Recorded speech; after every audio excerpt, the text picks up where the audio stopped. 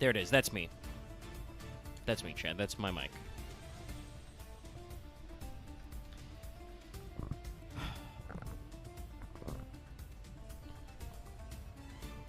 Sorry, I, perfectly positioned my microphone and then taking my hand away, my pop filter decided to be skew up, so then I had to fix it again. Anyway, this is the fail portrayal.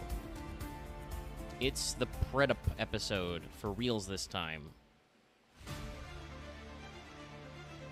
Will anybody who's supposed to arrive here? Don't know.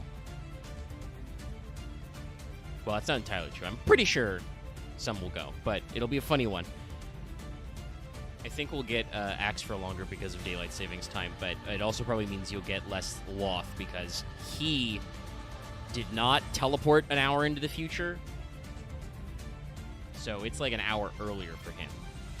And I probably could have had the stream start a little later, but that would mean I would have to delay the time before I can play more Marathon. And also, we do have a Caldea broadcasting sometime tonight. It'll probably still overrun the stream once we get into it, but it's out there. Anyway, to jaw a little bit before we get into it, I will say, because we're planning on doing Predaplants, we're going to follow up on the list that I already printed last week. I would like to start off today with a word from our sponsors. Me, I'm the sponsor. Hello. If you go on Patreon, pretty sure there's a link in this video, and if not, it's on the channel page, and give me $5, you can watch Wanted Mary Alter right now. Right this second, you can watch it for $5 views. If you're watching this stream VOD later, because I do know people do that, they catch up on VODs later, or they miss the first hour and they watch back later. Watch The Wanted if it's public on YouTube. Anyway, I am here to do my, usually once a month reminder, at least on Fail Portrayal, that much like you, I also need to buy groceries and consume food to live, and my ability to do that is funded by the generous patronage of the viewers and by ad revenue. Of which I'm fairly certain that YouTube's supposed to automate that process for this, but anyway, it's just to let you know that Wanted exists. It's up for patrons. It'll be out for public later. Speaking of the broadcasting station, I would really like you to watch it a bunch of times so that eventually money may enter my wallet, and that wallet money can be converted into food, which I will eat, like bread or crackers or circuses.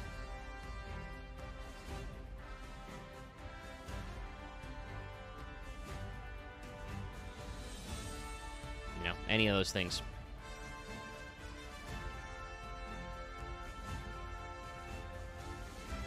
But that aside, gang, we're here, like I said, to talk about Predaplants. This was our Patreon poll winner. Also, a thing you can do on Patreon. I'm pretty sure I posted the poll already because Predaplants clearly won.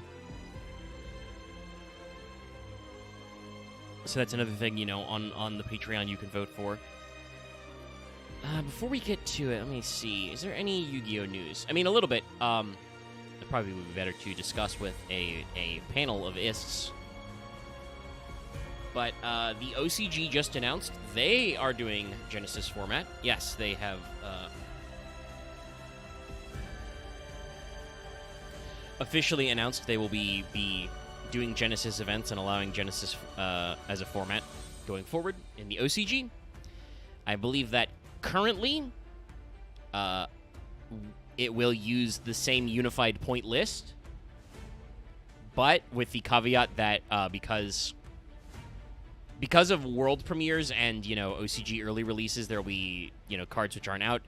You still can't play TCG cards in OCG and OCG cards in TCG, so cards that are not released in their correct format can't be played at your local events just for compatibility issues. But yeah, they're going to bring Genesis to OCG. That'll be really interesting to see. I think this is a very good sign for the Genesis format going forward. Some people are, it's as usual, internet discourse is very funny because I feel like I've seen people equally going, oh, so Genesis is ruined now. The OCG does not know how to do lists, so they're gonna stick us with all the dog shit. and then other people going, oh, thank God, somebody like will actually pay attention to this format and not those bunglers at TCG. So, like I said, there seems to be some extreme ends, but most people are probably more in the middle. Thank you, Bell Curves. It's just how statistics add up.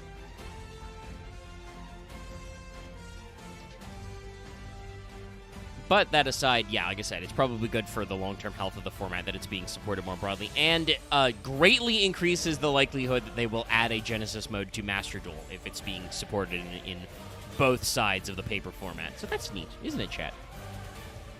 I will once again continue to try to schedule a Genesis night, but getting people to say when they're here, and I have to clarify, getting people who aren't exactly Axe to say, because if I say all people, Axe will be like, hey, I say that, and I'm like, Axe, I'm clearly referring to multiple people who are not you. But yes, Axe is very good about telling me when and when he will not be available. It's the other people who are bad at it.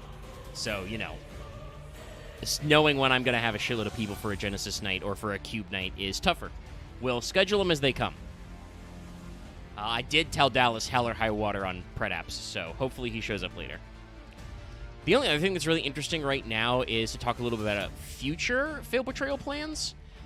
They just announced a whole bunch of new Sacred Beast cards, like full-blown retrains, brand new cards, many of which are semi-incompatible with the stuff that already came out. It reminded me that we took a detour into deck build packs, as we do. We've been, working on that, and we've hit up a couple anime archetypes because we've done some poll results, so, we're working on that. But that means we've gotten away from structure deck-related episodes of the stream of Fail Portrayal. And one of those is Sacred Beast, so we'll be getting back to structure decks, I think, after Predap. I'll figure out what is next in the coming days and weeks, and we'll get back into it. But one of those will be the Sacred Beast ones, so we can actually talk about both the old support and the new support. The really interesting thing is the new support's coming out in Chaos Origin, which also has the Dark Magician of Chaos, BLS, Ritual Retrains and stuff, which are also, like, semi-standalone, but not completely. Like, they have some synergy, but are meant to kind of work on their own. And the really interesting thing is that we officially have, like, translated the Japanese copy for what Chaos Origins as a set is going to be. They specifically say in the OCG, going forward, their goal is to make themes, which is what they call archetypes, but themes introduced in core sets playable out of the box. So it'll be really interesting to see like how that's going to work for Legacy support. Does that mean Legacy support moves completely into side sets or what? But it does, like I said, seem to be that the OCG is changing how they're designing product so that they're intending archetypes to be more cohesive and contained in core sets. That'll also be really interesting how the TCG handles that, because I've pointed this out to you before when we talk about world premieres and stuff. The TCG is really bad about world premiere sets because they're usually broken up into 2 releases.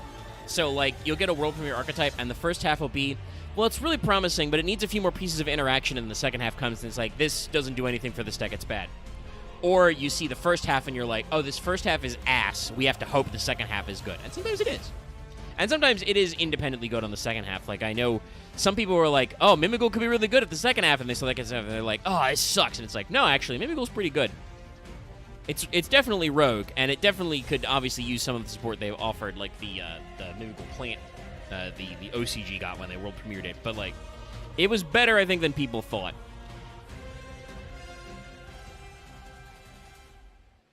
Yeah, it's like 6 to 10 cards usually as at the tail end of a set, depending on the formats, and then another like handful of cards in the next set.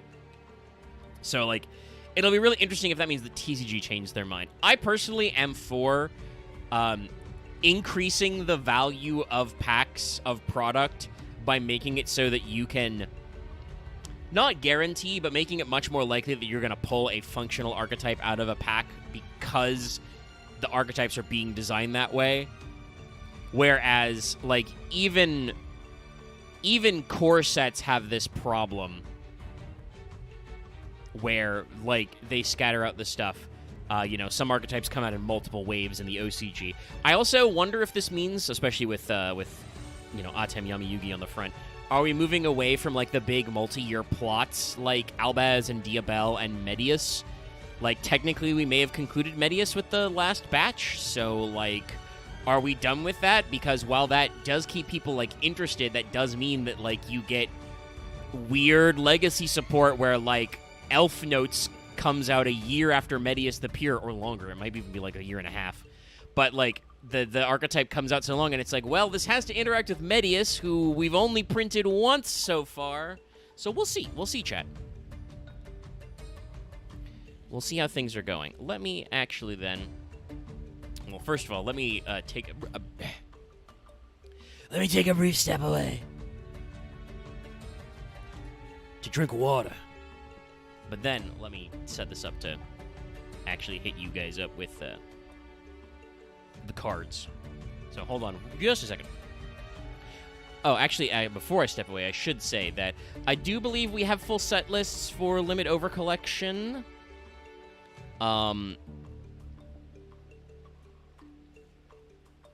So that means we could take a look at those guys as well. That should probably be a separate episode. Let me actually double check this. Cyber End, D5 Okay, so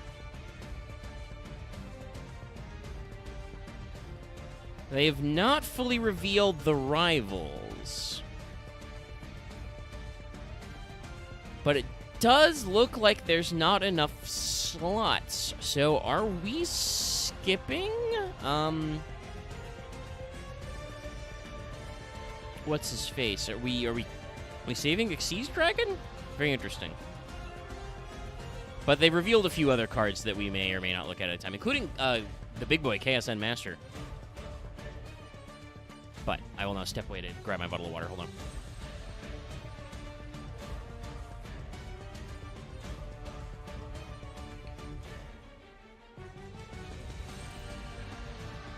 Actually, chat, hold on. I've realized I've been thirstier than I thought. My water is mostly empty. Can I trust you guys to be cool for like 60 seconds? You be cool, chat?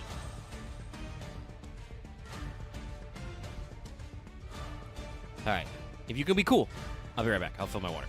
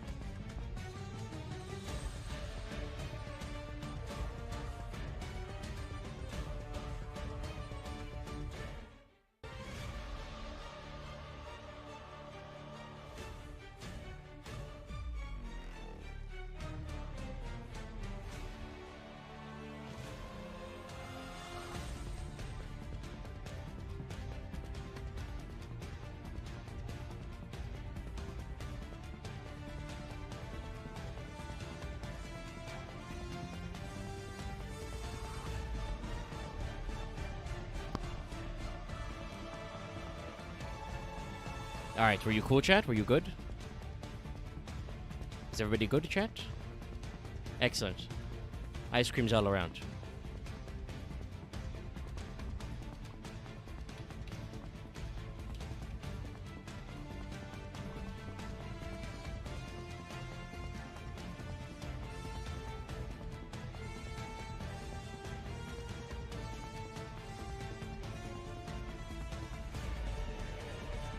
But, since I said I would get my drink and get into it, we're going to talk about Preda plants.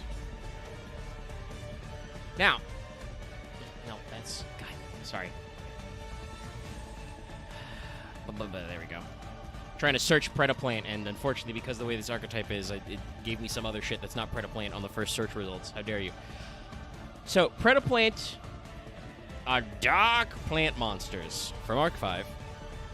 So we're going to see some wacky, wild stuff. So, Predaplant is just the name the archetype has in Japanese, predator plants, but compressed. So instead of saying predator plants, which could involve some slight confusion in archetypes, they're just like, we can make that shorter to be predator plant. Because it's like 4 characters in Japanese. So they're like, we can trim that down.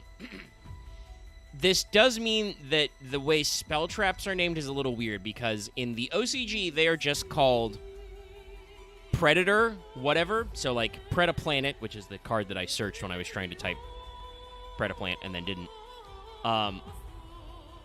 But that is just called Predator Planet in the OCG, for example.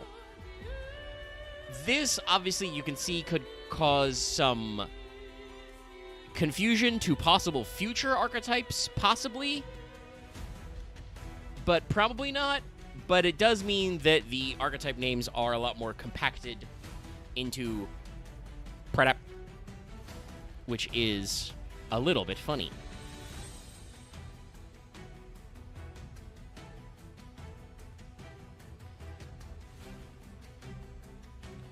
Sorry, I paused there. I went dead silent because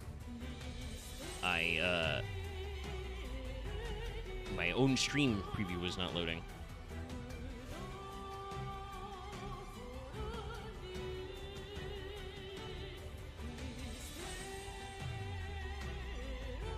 No. Sate's posted in the fail chat, the Ivy Bind Castle. Yeah, we may talk about it at the end to have a talking point. It's a very funny one.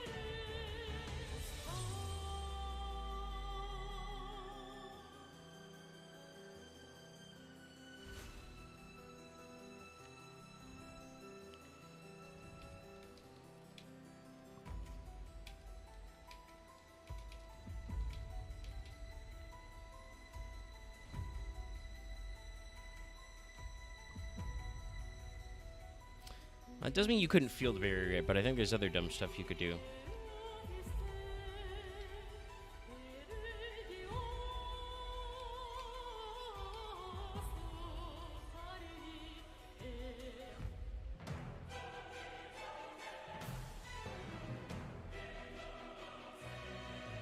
Anyway, me being slightly snarky to the other Yugi boys, meant in good fun, chat. Meant in good fun.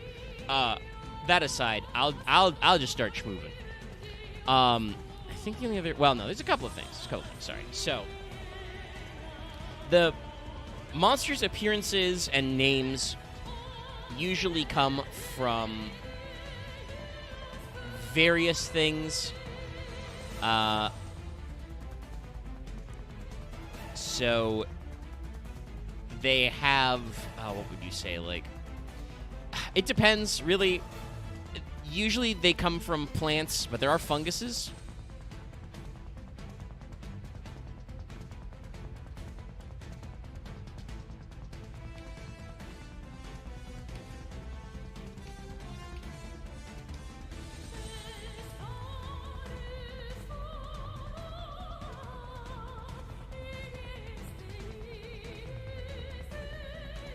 Sorry, I lost like offline, but he replied to me, and I'm like, okay, well, you're not sleeping, so that's good. But I need to say, like, the thing I'm talking about is it's happening right now. Usually I send an @ in the Failed Portrayal channel too, but I kind of figured that we'd been talking about it, and I posted the thumbnail earlier. Anyway, we're getting bogged down in the minutiae, chat. We don't need to. Anyway, the names of predaplants are fucking weird. I want to say they're all based off carnivorous plants, but if I said that, that would be a lie, because they're not, because we can't stay consistent. One of them is named after cordyceps.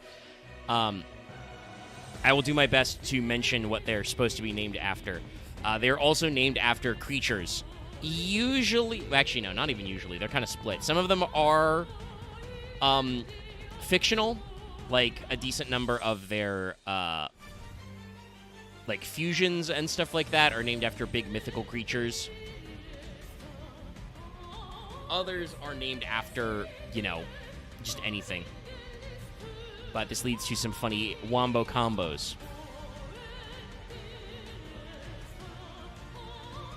So I will mention those as we go through them because the names are going to be interesting. Some of them are not that strictly named, though. Our literal first guy is going to be just Flytrap. So his name is just Flytrap. Honestly, this is a great guy to start with, though, because Predaplant Flytrap is like the platonic ideal of a Predaplant monster. So I'll pull it on screen so you can see what I'm talking about. The other thing I wanted to mention is that in addition to being Dark Plants, this is a Fusion archetype, until they made them also a Synchro archetype for Raisins. Raisin is my intel guy. But, it's Fusion archetype from the Fusion Dimension from Arc 5, so that's why we're out here. Now, technically, the OCG name for this creature is Predator Plant's Fly Hell.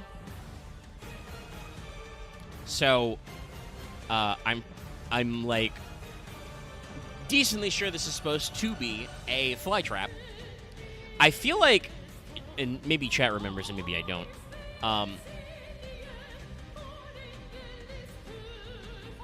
But I feel like I mentioned Flytrap as an example of the name being weird, and Dallas was like, well, it's not a Flytrap. This is a Flytrap. Or maybe it was Spinodionea I mentioned, and he's like, well, it's not a Flytrap. And I'm like, actually, I am pretty sure.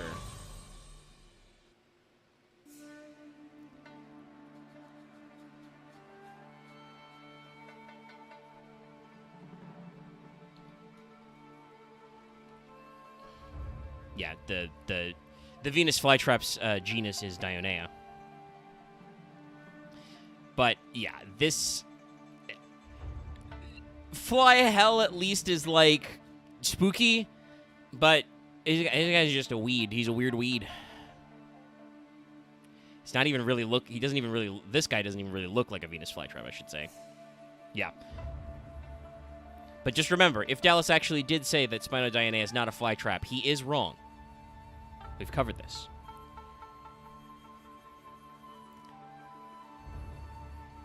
But yeah, I don't have anything else to say about Flytrap here. He is like the platonic ideal of a Predaplant. He's a weird, bitey plant with hands.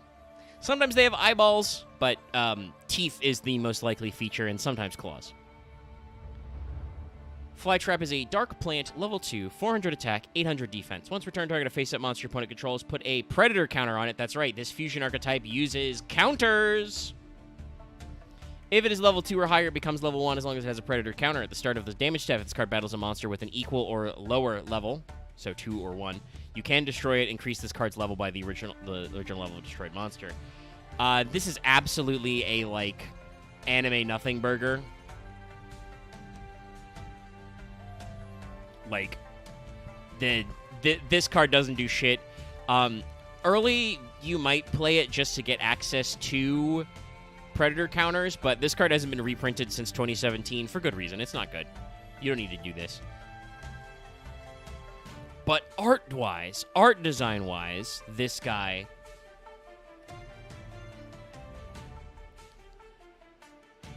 has a design that speaks to what we're looking at.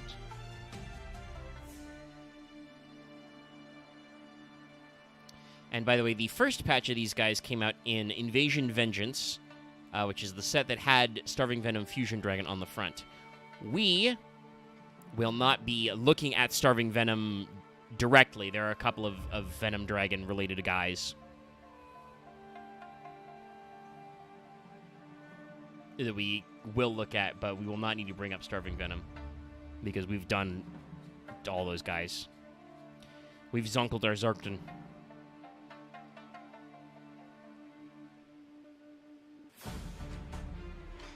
So, next is Predaplant Moray. Sorry, too many fucking windows and tabs. Moray Nepenthes.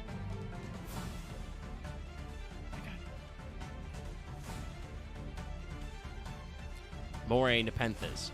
Yeah, I'm sorry, I'm looking at him. So he's named after a moray eel. And Nepenthes, if you didn't know, is the species of, or the family, I should say, a genus of carnivorous plants, which is a type of pitcher plant. Nepenthes is the pitcher plant, and moray is a moray eel. Now, chat, does this at any point look like a pitcher plant or a moray eel? For starters, it has 2 heads. That's not very moray eel-like, but also it has hands. Eels don't have hands. Honestly, I don't think the flower really looks that much like a Nepenthes, a pitcher plant either. This kind of just looks like we drew flytrap and then we drew a second flytrap. Literally, because there's 2 of them. So I can only assume that, as evidenced by my stumbling moment earlier when I was trying to talk about the names of these archetype, or the names of the cards in this archetype, I was like, yeah, I'd like to say they're all named after carnivorous plants, but I can't because they're weird. I feel like we just said Moray Nepenthes because it sounded cool.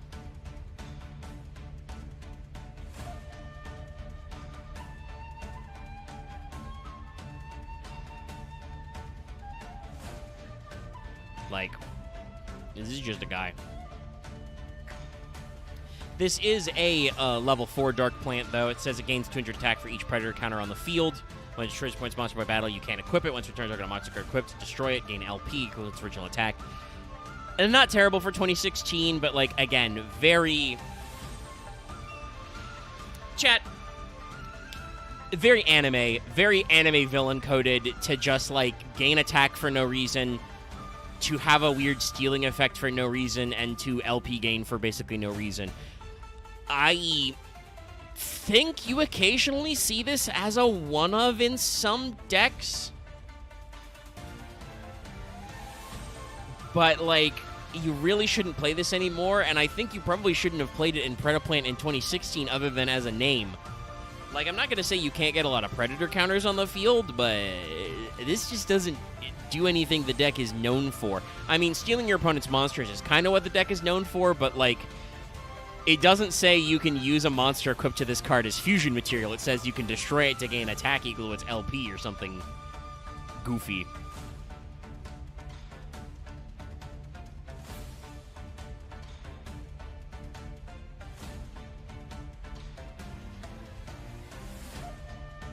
What the fuck? Sorry, I really wish the boys were here because this is like... In some ways, this is really worse than Raid Raptors. This is a whole new thing, guys. And it's been a while since I've flown. Sorry, somebody on Twitter is just fucking RE6 posting.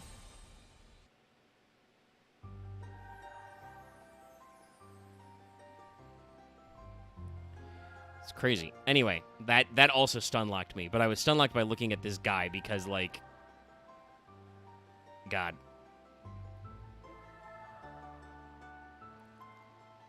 We're so wild. Okay, so... Oh, hold on. Let me actually properly clear the last guy. I got away from me a little. So I'll let this load up for you, chat. So this is... Squid Drosera.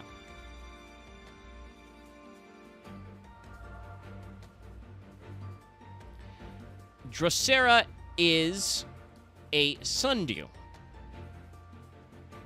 It's the largest genus of carnivorous plants, commonly known as the sundews. So this is named after a sundew. And actually, you know what? Let's do something we haven't done, I think, since Paleo. Let me post you images of what the plants they're supposed to be are, just so you can see how fucking stupid some of this shit is. I'll grab a picture plant after this.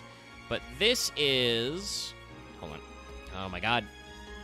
Out of my way.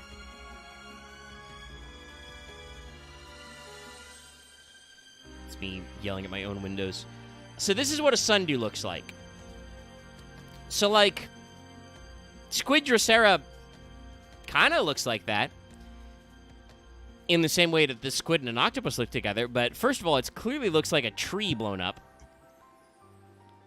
And the leaves don't really look like sundew leaves.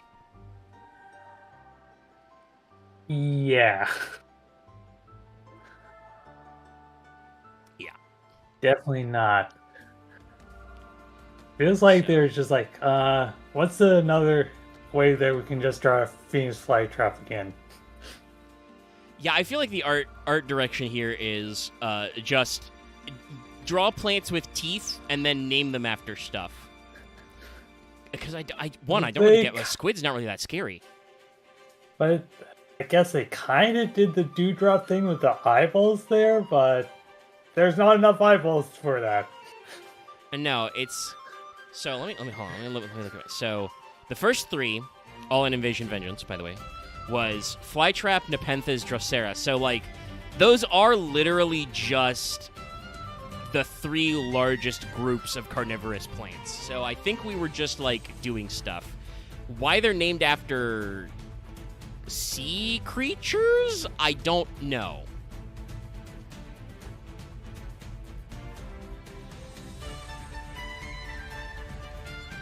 But what Squid Drosera does here is Dark Plant 2, 800 attack, 400 defense.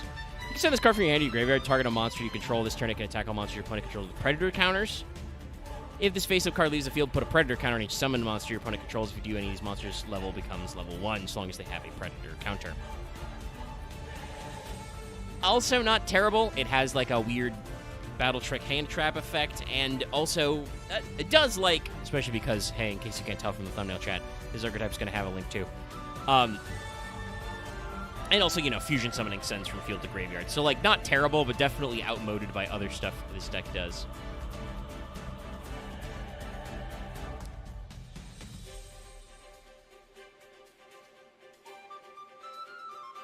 That's right, we did get to Predaplants in...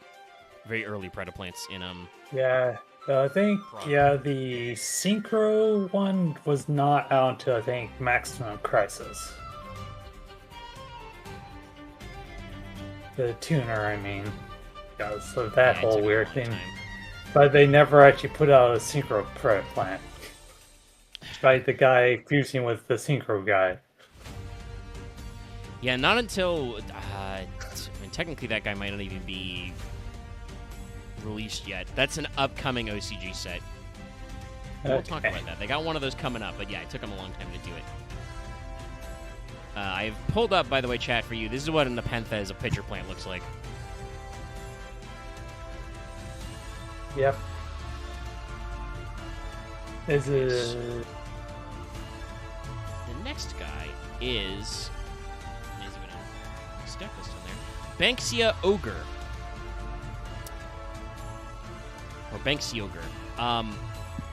Now, you may ask yourself, is this an ogre?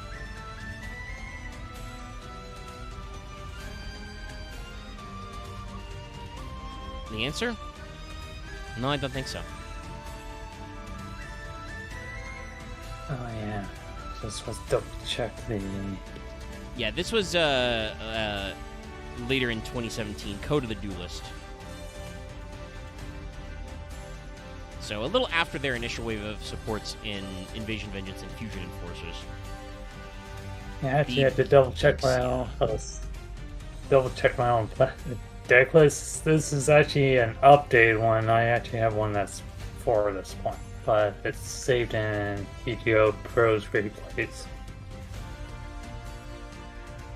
Just that can be looked at later. This guy, Banksy Ogre, actually kind of looks like the flower he's based on. It's funny, lots yelling about not getting his notifications. But I say it's funny because the Banksia spinosa here is a Australian plant.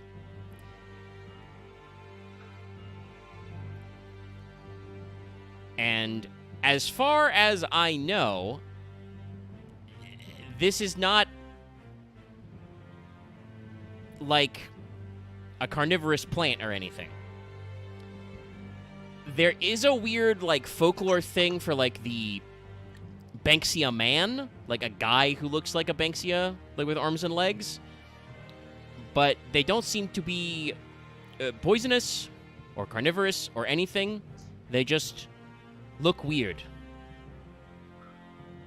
Which, to be fair, this guy just looks weird.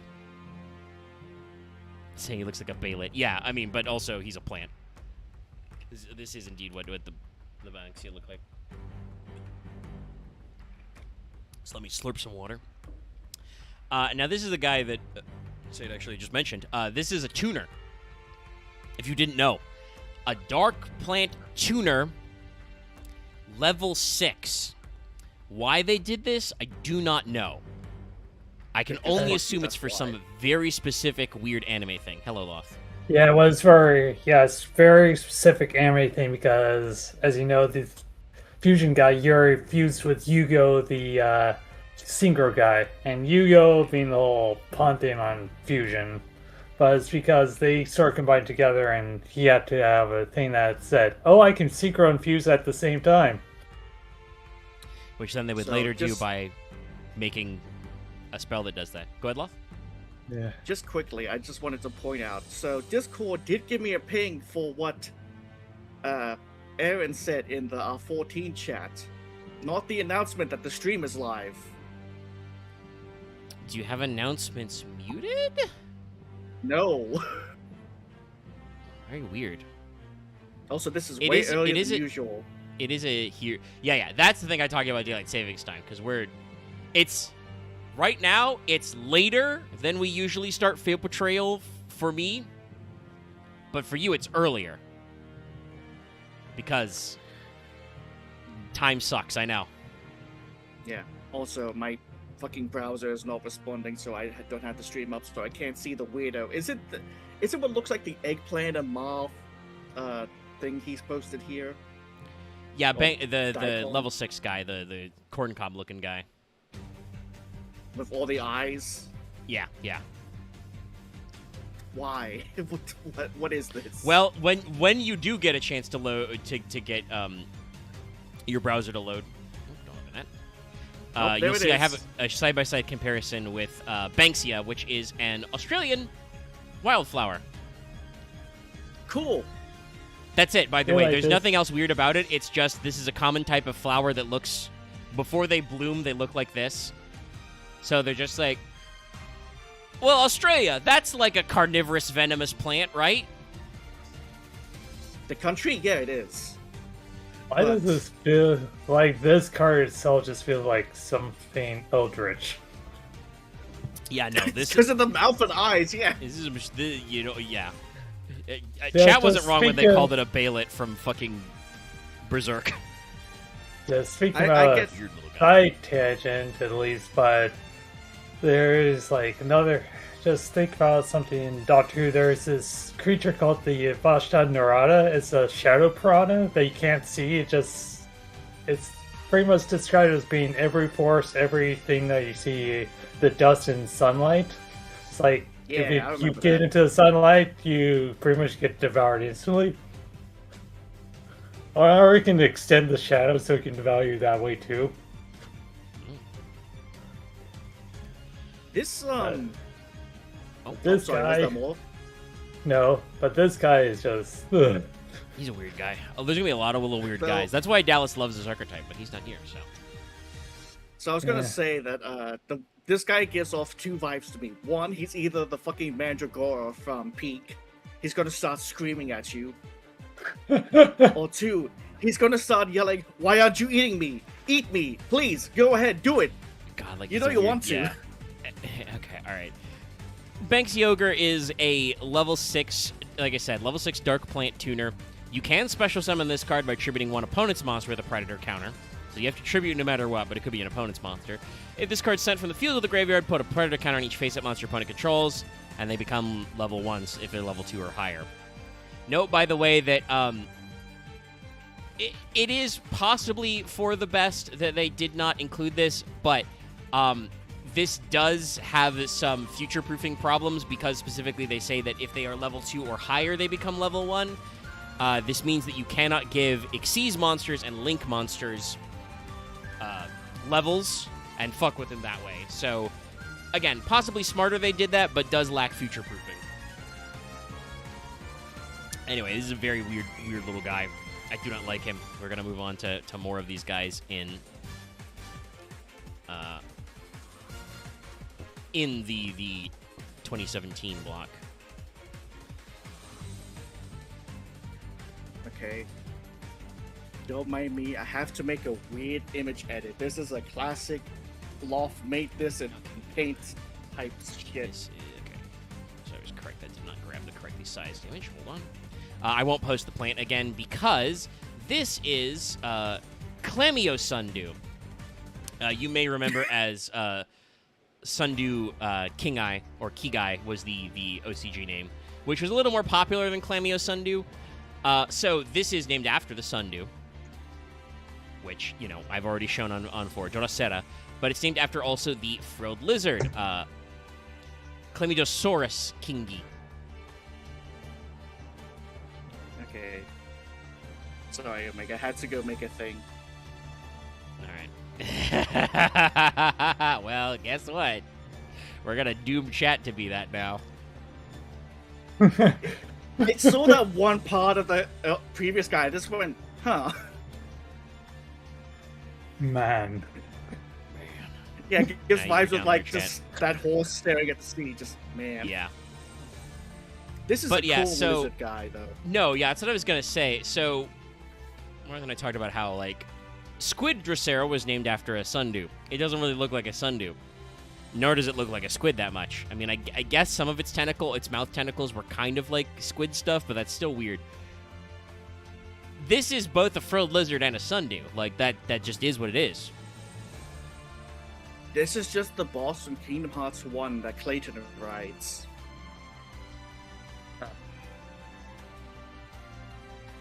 Oh yeah, It's a bro. Jason. The chameleon heartless.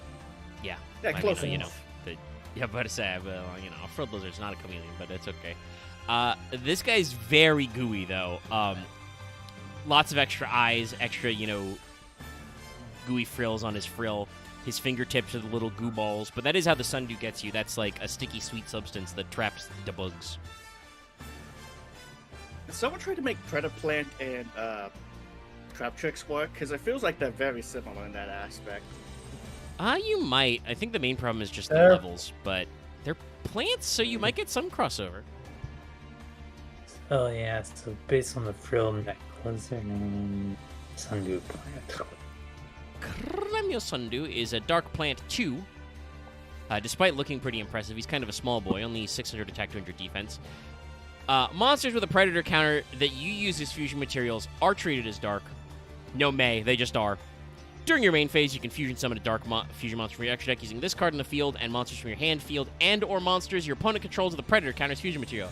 You can use this effect of Clamio Sundew once per turn. This is a good card. I am actually pretty sure that you still play this at least some number in Modern because it is just an extra fusion spell. He is just super poly. I'm just gonna look up Pipeline and Massive, see what they say. Yes, 2 of. Yeah, I kind of figured you'd be in there in some ratio. But actually, let's see, 80% of the decks they use 3 of. So yeah. So it's 2 to 3. That seems fair because, like I said, this guy's just an extra super poly. Like, you have to have predator counters, but your deck is going to have better ways of doing that, so you can make it work. Oh, and it's probably very good in other decks because it's just like a whole ton of dark fusion monsters. Alright, so let us grab our next little freak. And boy, is he freaky. It's Predaplant Cordyceps. Ah, yes, the fungi.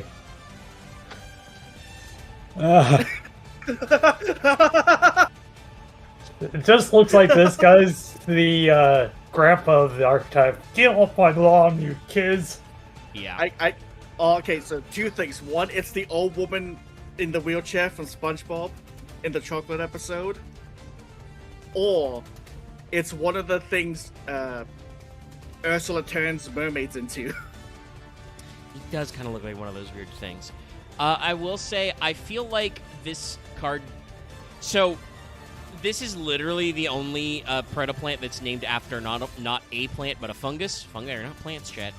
I can only assume this is the fault of The Last of Us, because that kind of made everybody... Cordyceps used to be like a weird fact you'd tell your friends about, like, oh yeah, you know, there's this fungus that can take over ants. And then I think Last of Us was one of the first big things to like turn that into a pop culture icon. So this card was printed in like 2017, 2016 first? No, 2017, both formats. And it looks kind of like what Cordyceps looks like when it's infecting things, but yeah, he's a weird little guy. Yeah, kind of looks like a weird insect. If that toe had like closed eyes and shit. Yeah. Oh. Yeah, so like, this is Oh, this is an. All right, you guys can't see it. There's a Lego underneath me. But someone help! But the guy used it, just tossed it from deck to grave, or never actually used it on the field or from hand. But this guy's just. But there, for comparison, that's what growing Cordyceps looks like. Yep. Anyway, Predaplant Cordyceps is a dock plant level 1, 0/0. During your standby phase, you can banish this card from your graveyard, target 2 level 4 or lower Predaplants, summon them. For the rest of this turn, you can't special summon except Fusion, nor normal summon or set. This card is bad. Yeah. Because you can't even special summon other Predaplants onto the board. Yep. This is just for, I guess, quickly get into the fusion summon on the first turn, pretty much, if you don't have any other plays. It just ends.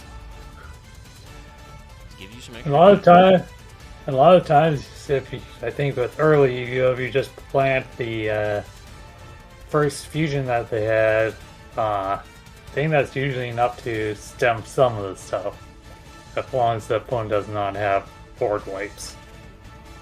Yeah. Next is a very funny guy, but not a fun guy.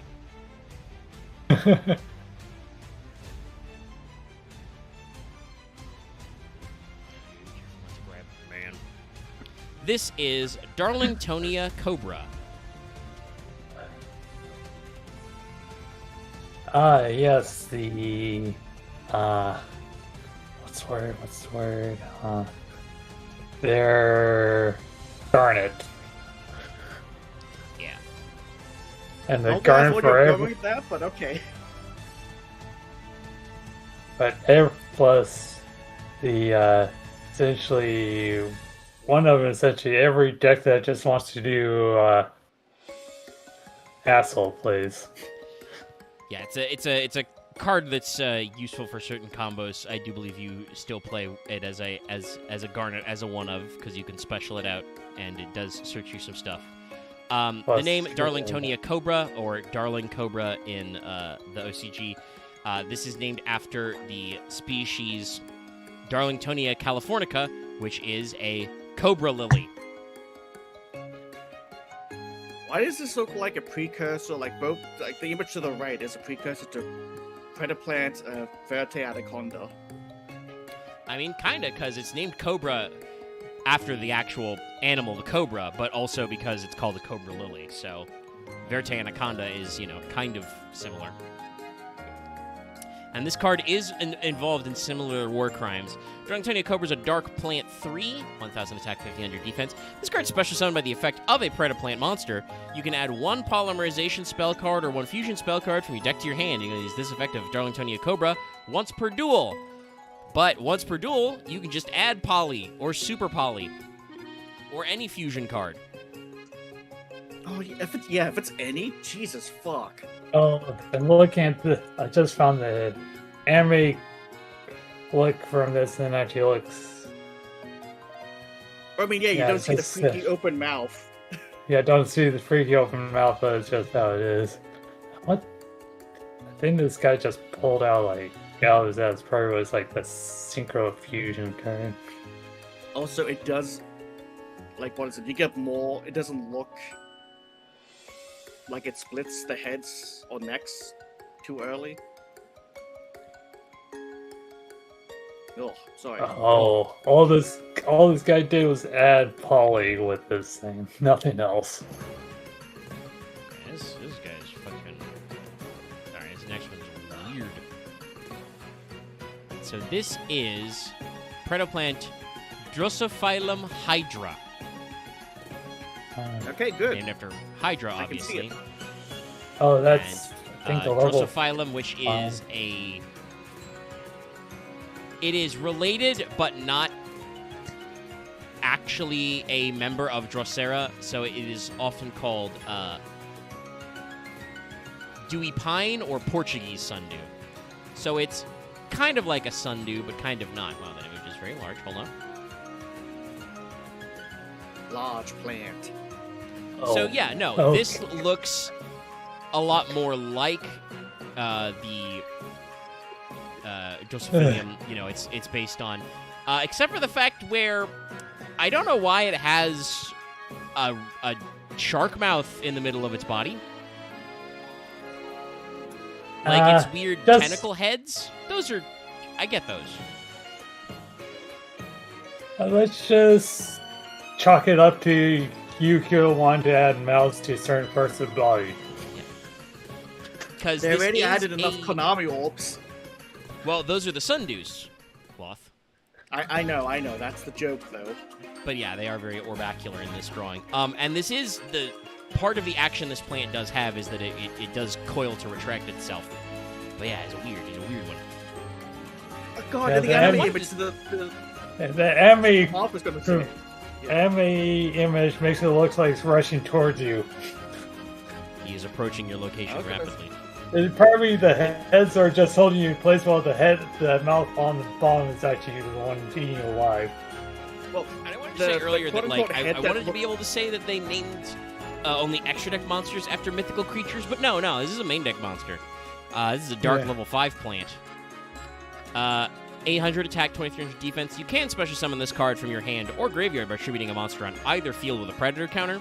You can only special summon Drosophilium Hydra once per turn this way. If this card is on the field or in your graveyard, quick effect, banish one other Predap monster from your graveyard, then target one face-up monster on the field. It loses 500 attack. You can use this effect once per turn. Yeah. Sadly, I look at this guy and I just feel disappointed. He's no Hydreigon for Pokemon. No, true. There's a better version of that attack decreasing effect and the fusion card later on. Yeah, obviously 500 is not anything to sniff at.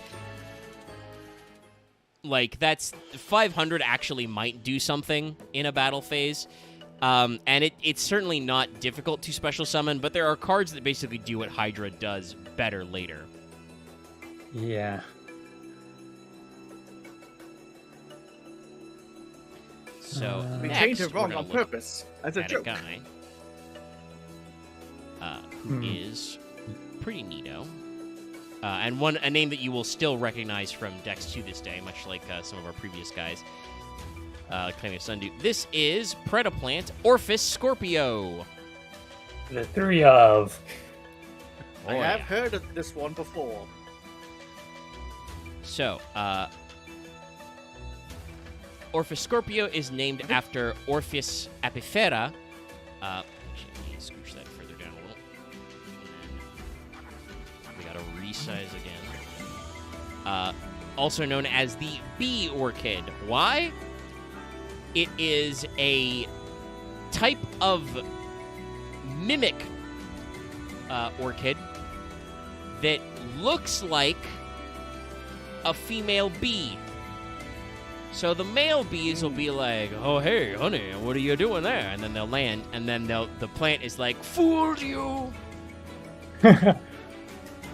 Now take my pollen somewhere else. Oh my god! Dumbass. And hence, kind of like why the tail of this thing is shaped the way it is. Why the rest of it is a scorpion? I don't know. I guess they just thought scorpions were cool. Yeah. I think that's most of the time what they do. But yes, Orphis Scorpio at least looks like an Orpheus Orchid and a Scorpio. It is a Dock Plant number 3, 1200 attack, 800 defense. If this card is normal or special summoned, you may send one monster from your hand into the graveyard. Special summon a Predaplant from your deck, except Orphis Scorpio. You can only use this effect once per turn. So yes, this is the 3 of which ideally instantly summons Darlingtonia Cobra, so you can search any polymerization or fusion spell you like. But also, it can summon anybody else out from deck, so, you know, there's lots of utility here. Yeah. What price were even... What was that? Super Poly, Ultra Poly, and Poly. Heavy polymerization, I believe, is another one. Just being talked about at the time this card was out. Yeah. There were at least like 4 or 5, I think. Alright, next we have... Let me make sure I'm seeing this good. Yes. This is Predaplant Terrapenthes. So, remember how we also said that Moray Nepenthes didn't look anything like a pitcher plant? Clearly somebody at the art team was listening, and they were like, wait a minute. So this is not a fictional creature, but an extinct creature. This is named after a pterosaur, and then a pitcher plant. So, like, yeah, he looks like it. Sorry, I just want to pipe up and say I was looking for a meme edit of that Omni-Man meme about look what they need to mimic a fraction of our power, where the words are cut out, where it just says, look, a mimic to the previous guy. I couldn't find it. Yeah, I think I've seen the meme you're talking about. But yeah, so, there's a couple of Predaplants that are dinosaurs, and I'm like, I don't know why. I don't hate it. It's just I don't know why we decided that we are dinosaurs. But yeah, no, this guy's freaky. It takes all the freakiest parts of a pterosaur and all the freakiest parts of a pitcher plant, which are pretty freaky. Oh my god, guys, hold on. This is a fusion of Grovile and Victory Bell. Well, you know, you tell me how that combo goes next time you play, Pokemon Fusions. You know what? Fuck it. I'll do it. If I get them. Yes. I can only imagine how schlorby glorby you can get. Yes, I'll fuse them together to make a grass poison type. Sorry, Moff, didn't mean to interrupt you there. Yeah, it's interesting. These actually study pterosaurs and skulls, so I know about their clay, which is fine enough is just dinosaur adjacent.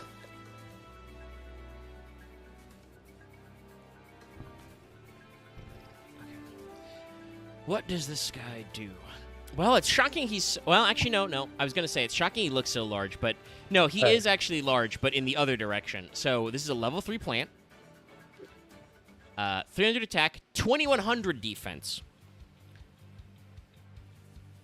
A lot of booty blocking in Predaps.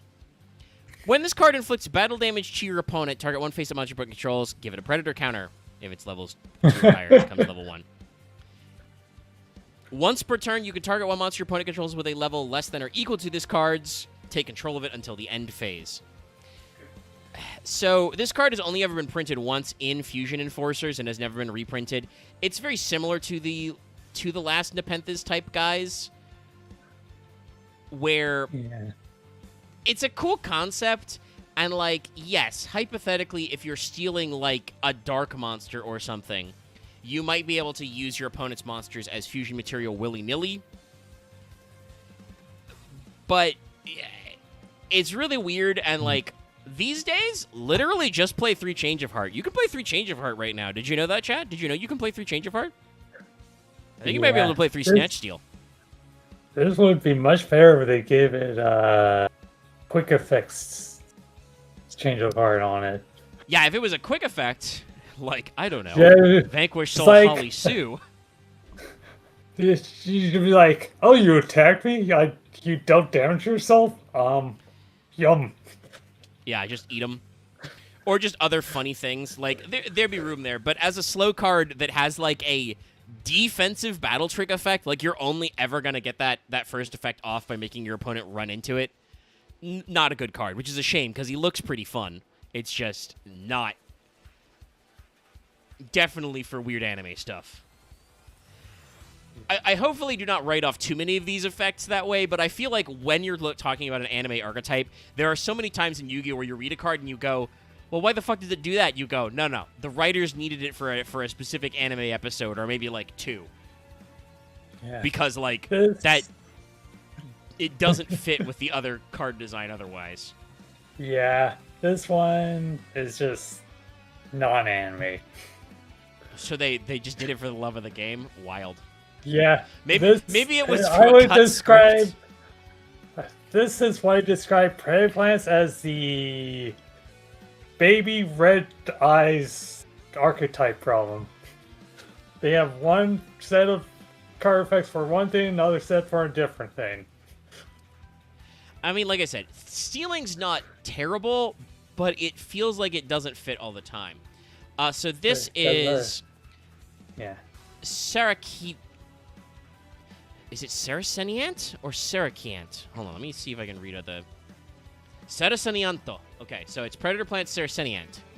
Sorry, I had to double-check the OCG's phonetics. This is named after an ant, and these little guys, commonly referred to as trumpet pitchers. So they are related to pitcher plants, but are different. They're smaller. Yeah, I've seen these guys before. Yeah, this one is fine. Yeah, this one's all right. I mean, the ant bits are a little over-designed, but it's like, no, it's a big scary ant, and he's got little trumpets growing out of his back. That's fine.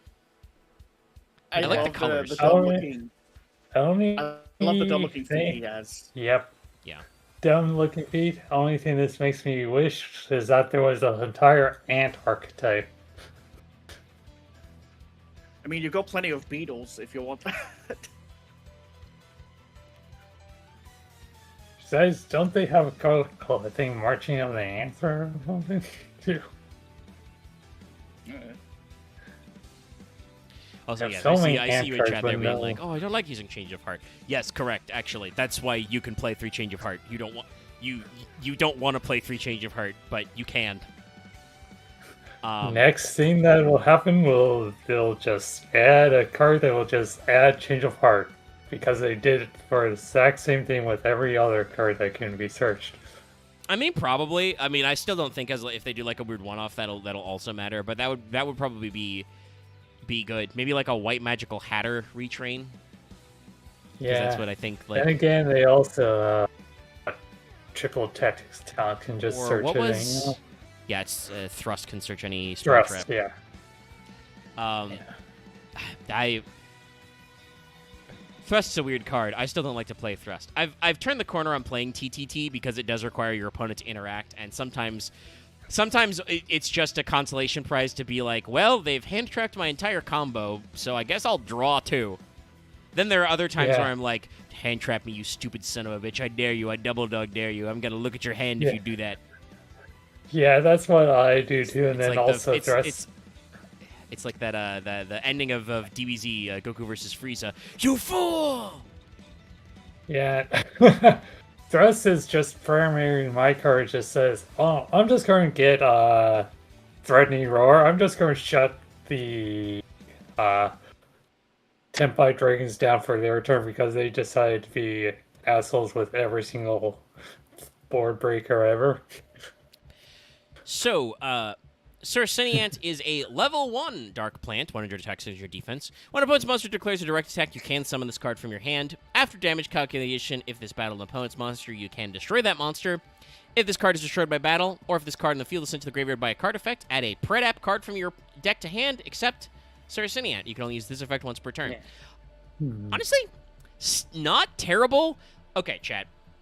These days, you may not want to bank on your opponent attacking you directly, but unlike a lot of the Battle Fader-esque guys we've seen, while this does not end the battle phase, like your opponent gets a chance to redeclare because you special summoned, if they run it over, you immediately get to blow that monster up, and then immediately get to search something.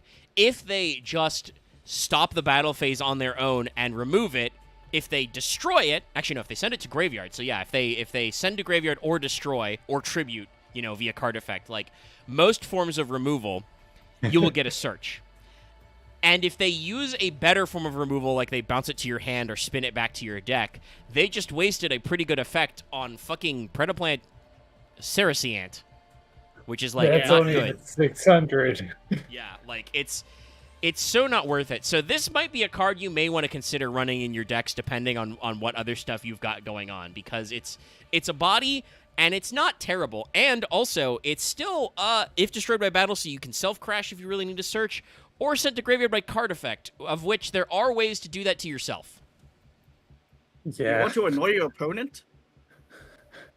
Yeah, it's just like, hey, do you have a banish effect during the battle phase? Do you want to waste a banish effect on my Saracenian? That's a nice thought you have there. Hey, you don't. Or is your banish effect not just I bash my own card as well? So, this is a guy we mentioned before. This is Spinodionea. Much like the monster Predaplant Flytrap doesn't look that much like a Flytrap. Like, it's kind of like a Flytrap. This looks a lot more like a Flytrap. It's also a Spinosaur. Well, no shit. Yeah, I know. Doesn't really help that the... Yeah. Spinodioneo. It Spinodionea, does look like a yeah, cool- it just looks okay. Oh, sorry. No, go ahead.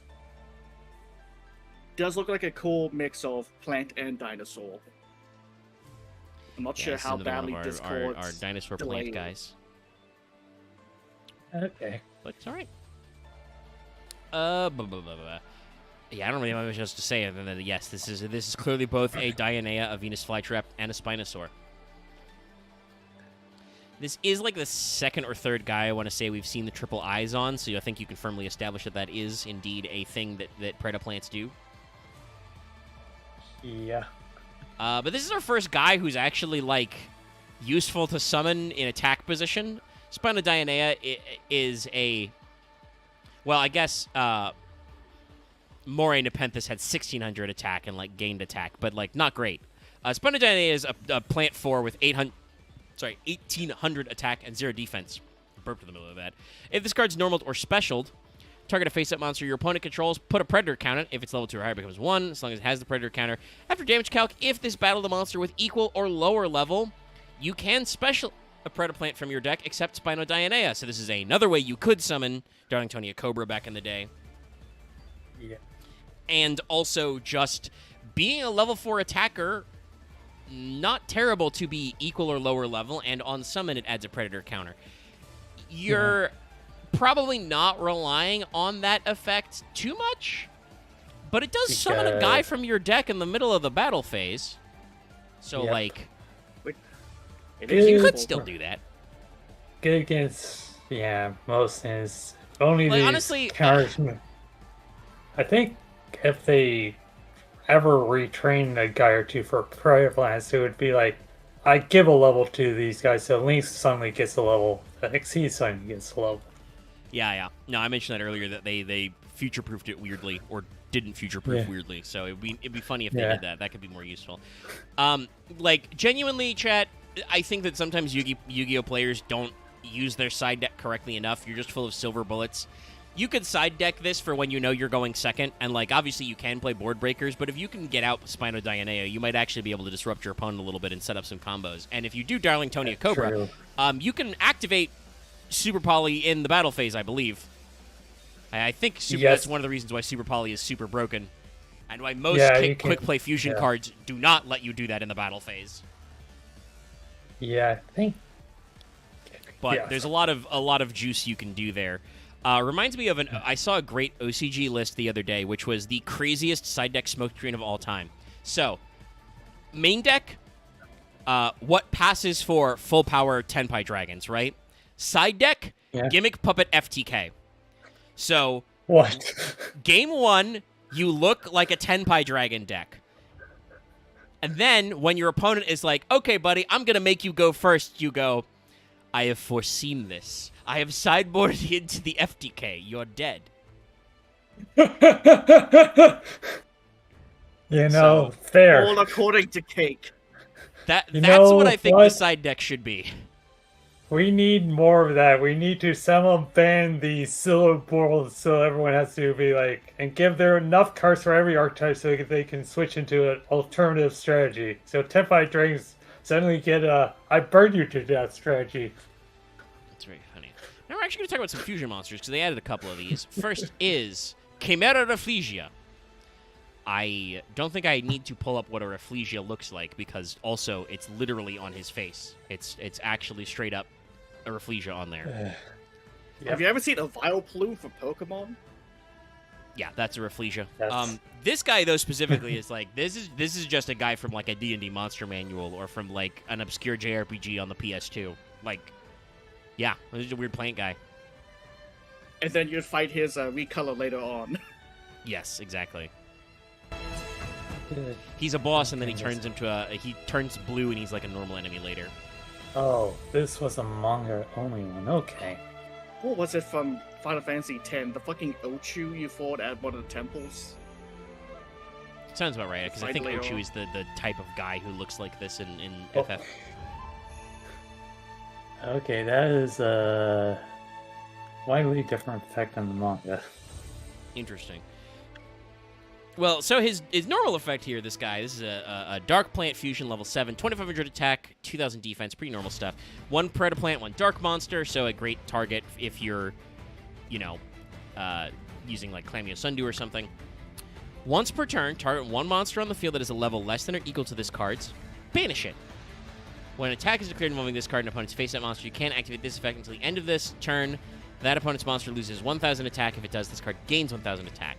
During your next standby phase after this card was sent to the graveyard, add a poly spell or fusion spell from your deck to your hand. Yeah. So they definitely buffed it from the manga because it sucked. Just says, oh, your opponent has Exodus Fair on their thing. Nope, it doesn't anymore. Now it has 3500. Yeah, I'm reading that it reduced.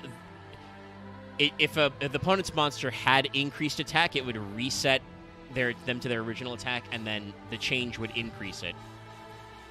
Yeah, I think there are. Which I guess it sounds like that's phrased to be. It also works in reverse. So if you lowered them, you could get more attack, but that doesn't really seem to do a lot. This is an okay card. I think you still play this as like a one-of because it's a 2-material fusion. It's just a Predaplant plus a Dark. It's very easy to summon with Super Poly. Obviously, you could also do Venom Dragon, but maybe you don't want to do that because this guy does, if sent to the graveyard, does fetch you a Super Poly on the next turn, or any Poly or Fusion spell. And, like, honestly, once per turn, target a monster that's level 7 or less, banish it. That's pretty good. Yeah, I think that once per turn is soft once per turn. Yes, it is a soft once per turn. You could hypothetically make 3 Chimera Rafflesia. I did that. Oh, God. I knew that card was actually pretty accessible. I think I did over 2 or 3 turns. We are going to talk about one Fusion Dragon, specifically now, because he actually name checks Predaps. That is Greedy. Oh, yeah. Greedy Venom Fusion Dragon specifically says a Predaplant monster. So this unfortunately means we have to look at Greedy Venom Fusion Dragon. He's not the worst Fusion Dragon, but he is definitely not my favorite. His Konami Orbs are way too big. And he still has the Dimension Dragon problem where his feet are super fucked up. He's also letting out some weird pink fog gas from his vents. No, I think that's him sucking in pink energy to shoot the pink beam. The pink laser. But then he's also got, like, yellow-green lightning on the ground? Man, I can't believe my smug... It's not bad. Oh, I can't believe my smug purple poison magician just smoked too much weed and became this. Real, true.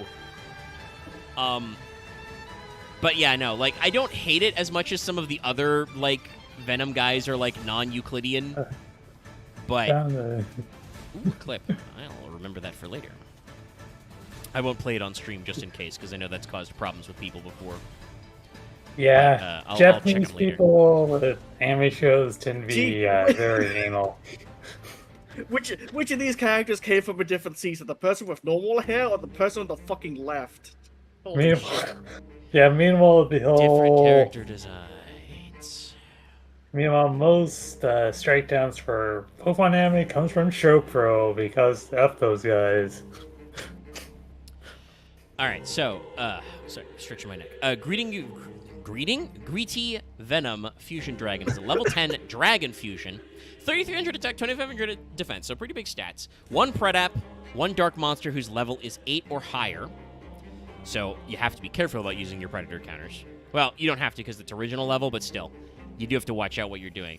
Must first be Fusion summoned. Once per turn, target a face-up monster on the field until the end of this turn. Change that target to 0 attack, and it is negated.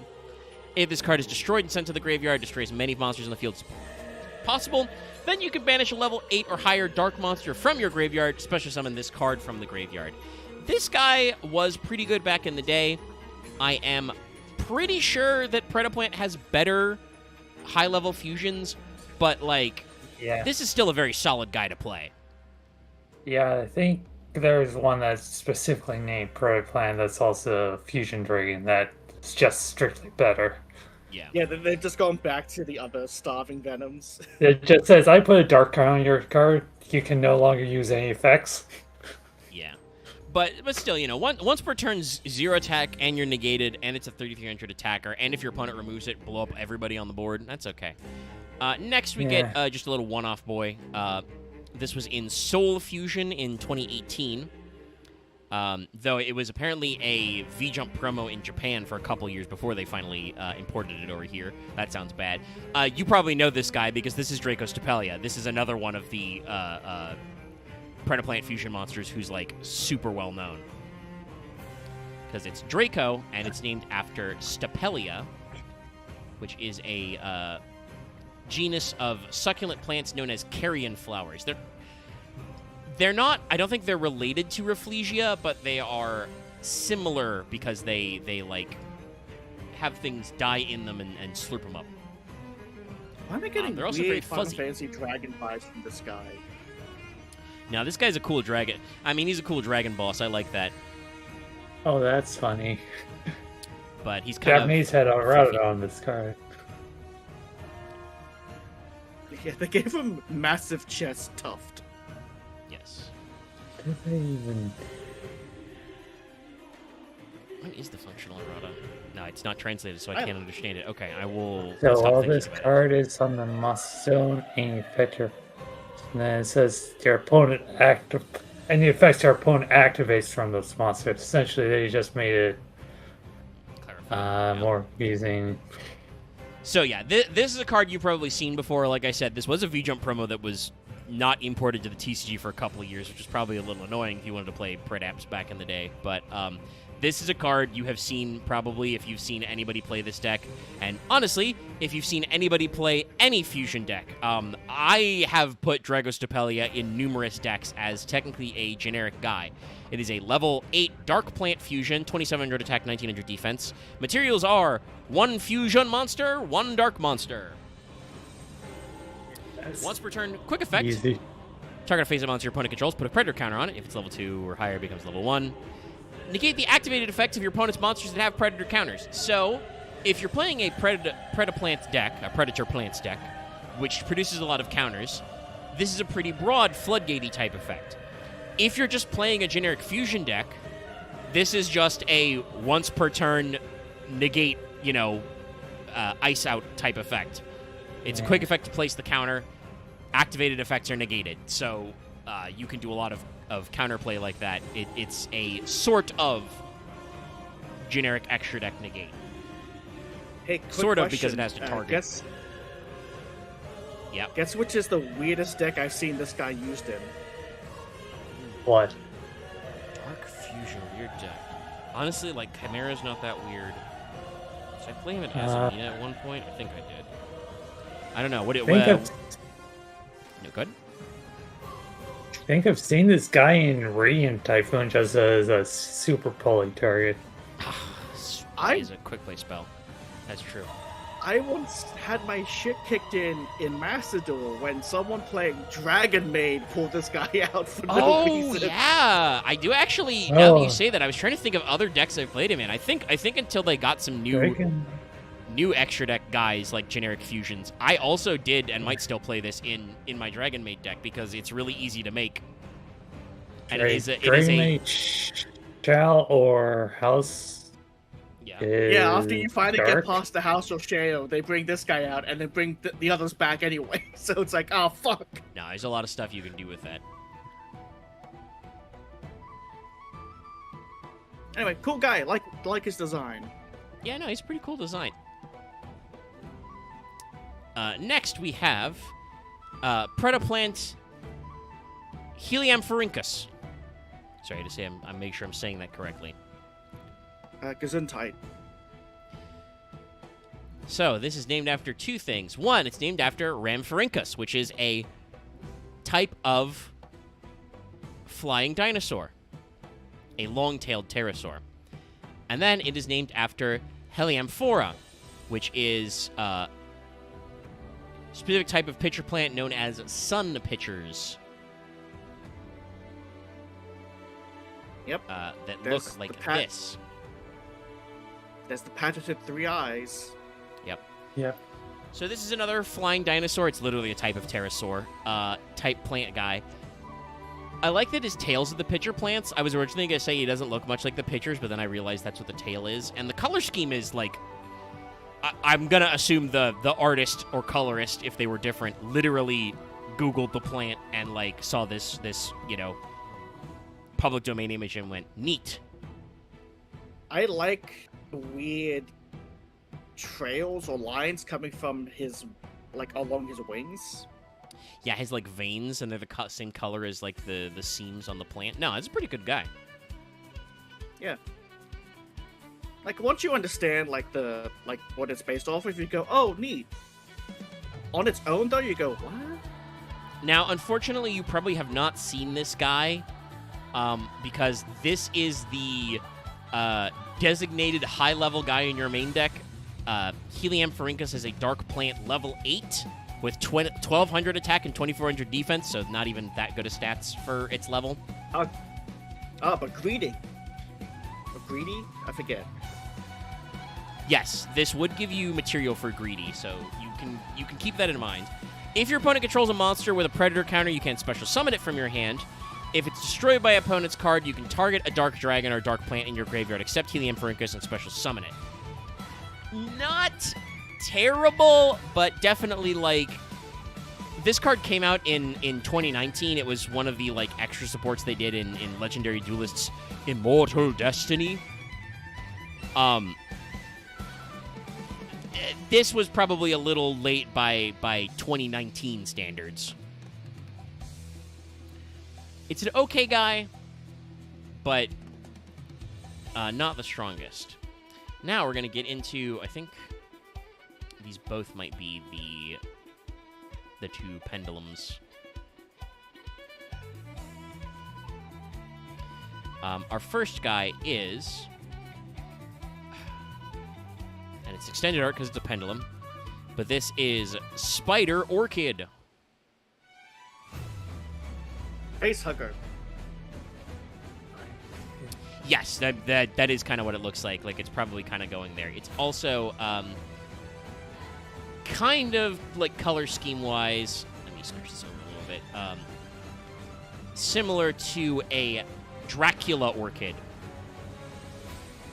Oh, yeah. I feel like... Oh, yeah. This guy was used to something what was, like, Venomy Dragon.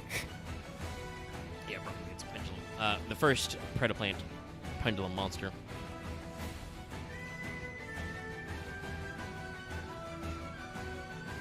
Okay, no, so they don't get their other pendulum scale for a little bit. Weird. Yeah. But yeah, this is Predaplant, Spider Orchid, Dark Pendulum Plant, level 1, scale 8, so it's, that kind of stuff. 0/0. The Pendulum effect is, during your main phase, if this card was activated this turn, target one other face-up card in the spell and trap zone, destroy it. You can only use this effect once per turn. So this feels very much like trying to integrate Predaplants into an Odd Eyes engine, because blowing up your own spell traps is very Odd Eyes-like.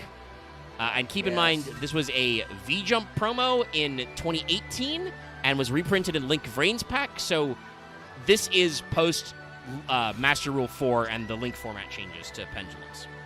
So moving the zones into the spell trap zones. If you were, I guess, weird, you could run a weird Odd Eyes Predaplant deck if you wanted to. It could work out.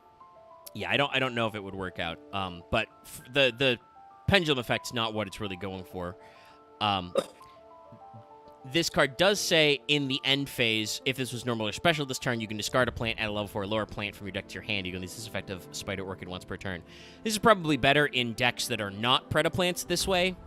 Like, there are a lot of decks that can just summon extra guys, so you could absolutely play this in a certain kind of plant deck and then just special summon it at some point to add a guy that's important to your hand for next turn.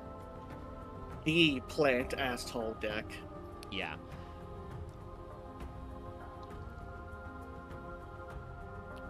But our next guy is one of the guys that I also think is pretty rad. So this is another guy you may have heard of. This is Predaplant Tripped Overdom.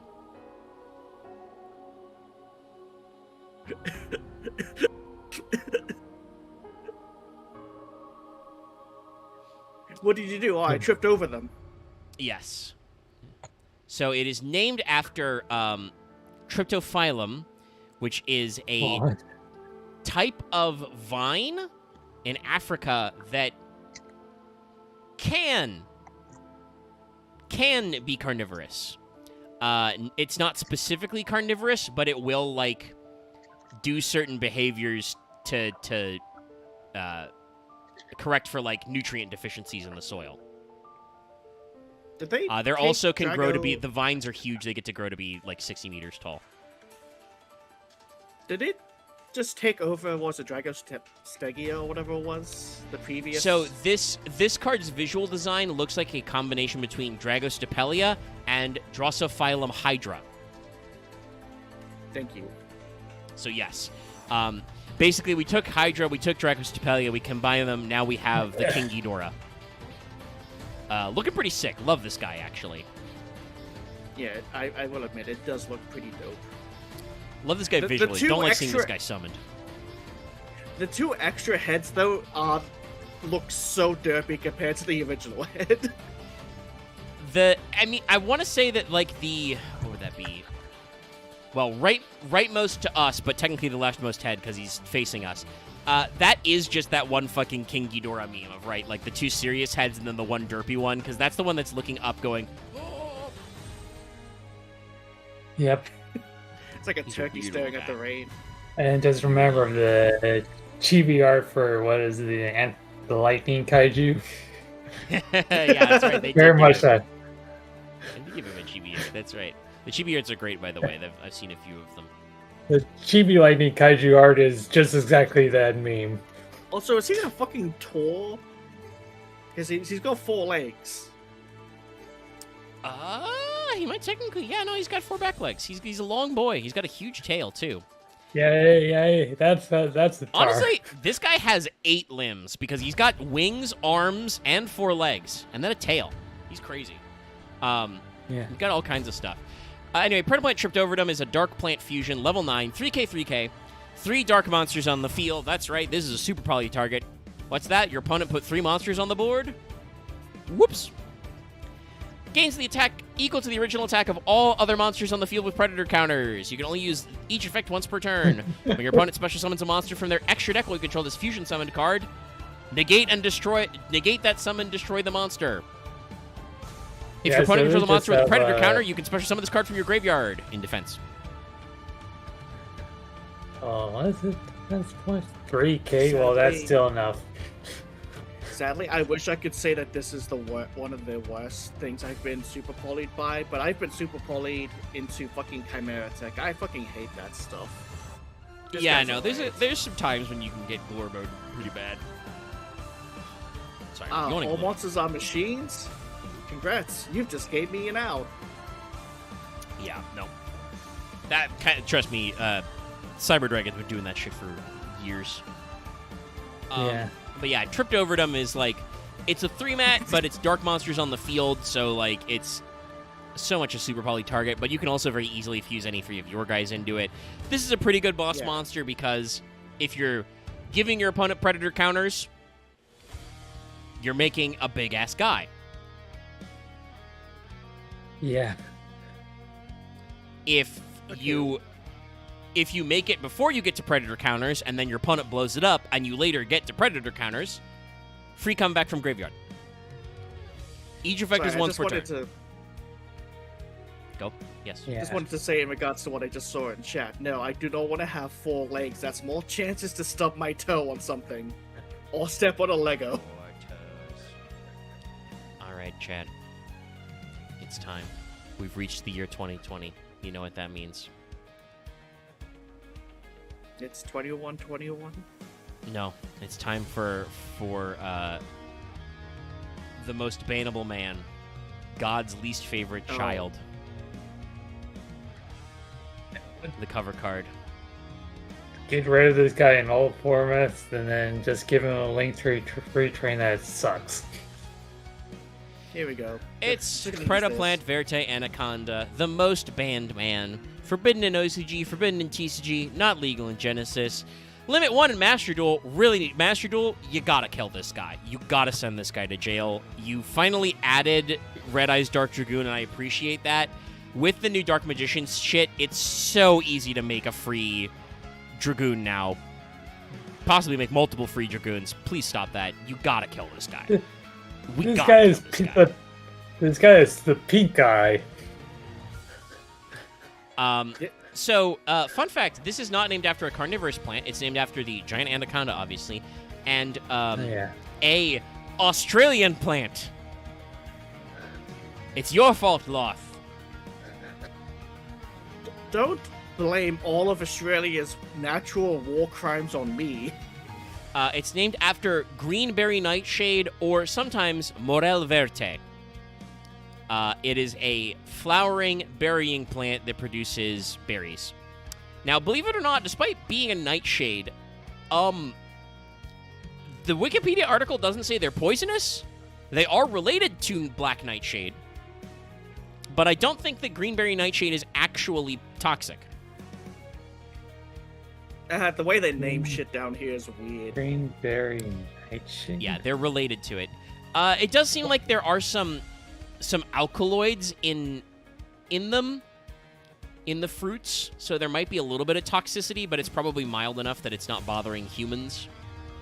But yeah, here's something called Nightshade, not poisonous. Something just called simply a brown snake, that shit's poisonous. Hell yeah, they are. Okay. Nope, that's way too small. Sorry, I'm fucking with the image size. It's like 25%? Yeah. There's Greenberry Nightshade. If you don't know, like, that's not out of the, like, I should say, it's not weird if there's edible nightshades. If you guys don't know, 1, tomatoes, fruit. 2, nightshade. Like, garden tomatoes are closely related to the nightshade family, and though they are called a vegetable, they are in fact actually a fruit. They're a type of berry. Next time I get a pizza or burger, I'm just gonna ask for no nightshade. Yeah. You never know, they might. Oh yeah, I was just double checked here. Yes, edible the berries. The witch in the back is like, damn it. But it also says don't really use it for medical applications.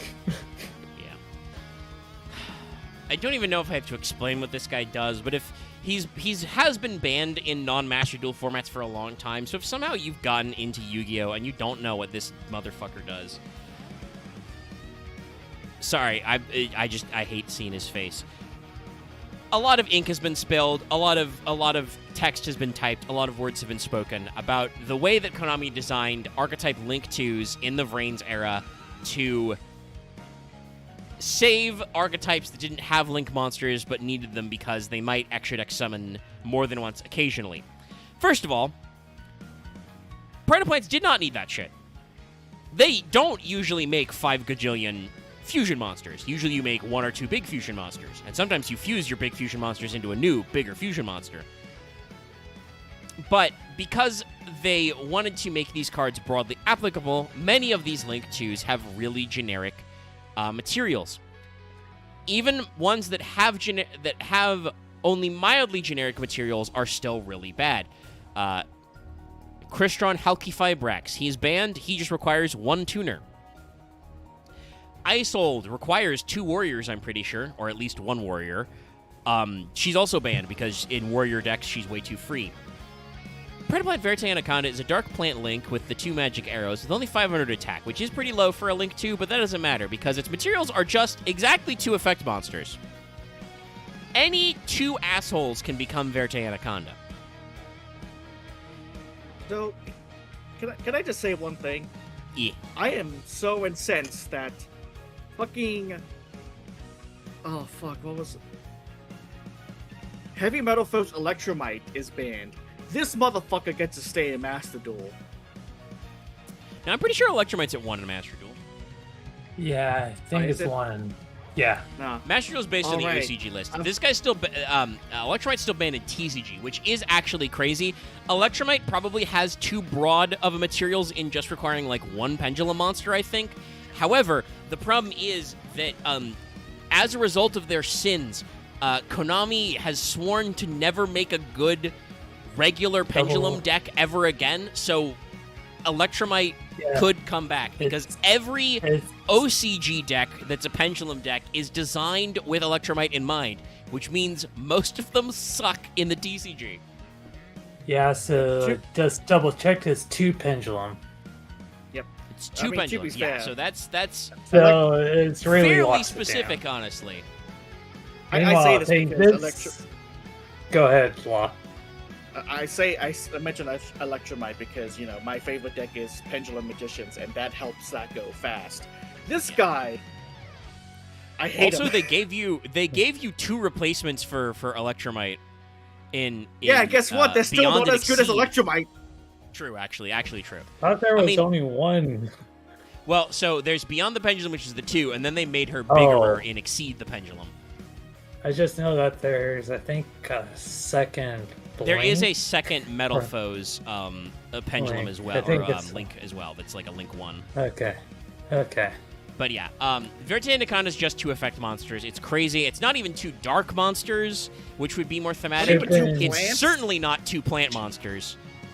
Should have been dark plant monsters. Yeah, I mean, honestly, if it was just 2 plant monsters, this would probably already be unplayably bad, you know, because there are no, like, other plant fusion archetypes except Aroma, which wouldn't be good for, like, until after Verte was banned in paper. But 2 effect monsters is crazy. It would just make into the little Aroma, Sun Avalon pile plant decks, plus the Xyz plant deck. Because that was just all plant. Verte Anaconda has 2 effects, if you didn't know, Chad. One of them is a secret effect. The first effect is that you can target a face-up monster on the field that becomes dark. This is supposed to be to make it easier for you to use to make your Predaplant fusions, because the idea is that you can pay 2,000 LP, send a fusion or polymerization normal or quick play spell from your deck to the graveyard. This effect becomes that spell's effect when it is activated. You can't special summon monsters for the rest of this turn. This effect is worded in the most annoying way possible. So normally, Red Eyes Fusion, kind of a bad card, because you cannot special summon other monsters the turn you you can't summon other monsters the turn you activate that card, period. So if Red Eyes Fusion gets negated, no summons. Even if you summon your guy, you still can only set. You can't normal or special. Wow. Super Poly requires you to discard to activate. Verte just says, nah, no cost, no restrictions, activate its activated effect only, not its lingering effects. So you can just Red Eyes Fusion for free. You can Super Poly for free. You could Shadow Fusion for free, I think. Just any fusion or polymerization card. This guy dumps from graveyard, activates its effect. And yeah, your special summon locked for the rest of this turn after... As you mentioned about just getting any sort of activate effect, but at least if you do this with Super Poly, it can be blocked. Other popular choices are usually stuff like Branded Fusion, Destiny Fusion. Yeah, Fusion Destiny and Branded Fusion are good targets because they also fuse from deck, which obviously, like, that's what finally, like, it's always so funny to think about Konami's short-sightedness. So when Dark Dragoon became the premier negate engine in the OCG, and a little bit in the TCG, a little bit, wasn't as popular, because we didn't have Maxi to refill your hand for its negates. But, to combat that, the OCG, like, banned Dark Dragoon or limited to 1. They limited Red Eyes Fusion to 1. Like, they did everything but ban Verte and were like, it'll be fine. Like, a year later, maybe less than a year later, they released Destroy Phoenix Enforcer, who is not a negate, but is a recurring pop that also attack modulates you that's, like, impossible to get rid of because he's constantly summoning himself back every turn. Which also is linked to a fusion spell card that lets you bin guys from your deck to graveyard. Which you can use for advantage, by the way, because those can be cards like Malicious if you're willing to play more slots, or cards like Dasher, or I forget the guy that draws you. He's banned in like Master Duel to prevent this from going. And that's when Konami realized after Destroy Phoenix Enforcer, they were like, oh wait, this is bad. We can never print another good fusion card again. The amount of times I've seen Phoenix Enforcer in non-hero decks was so fucking aggravating. Yeah. Like I said, Master Duel kind of got around this by, banning Destiny Hero you always used as materials, and I think they limited Fusion Destiny for a lot of years, so it just became, like, less cool. And then eventually they unbanned Dragoon. They added him to Master Duel, so that's another thing you can do that's easier. But Master Duel is the only place where this guy is alive, and he's such a pain in the ass and always has been, because it is literally just, oh, I'm out. You've stopped all my plays. Guess what? You haven't. I still have 2 guys left. Verte Anaconda, he's generic. Yeah, I just was looking at the historical list. Both Verte Anaconda was banned like a month away in the TCG. So same year they were both banned TCG, OCG. Yeah, they let them linger for a long time. Think back to, what was it, those lists that used to come out at certain tournaments, like how often a certain card was played, and Verte was usually always there when he was leaving. Yeah. No, it's just like he was one of the most overrepresented like extra deck guys of all time. It's just like, well, if you could just stick this guy in there and your Garnets into your deck, here have Destiny Hero Phoenix Enforcer, here have Red Eye Dark Dragoon. Frog. Yes. It's a frog with a samurai. He's a little bit of a top knot, yeah. Let's see. He's named after Cephalotus. The Albany or the Australian pitcher plant. Australia again! Yeah! Yes. Wait. Oh, fuck, sorry.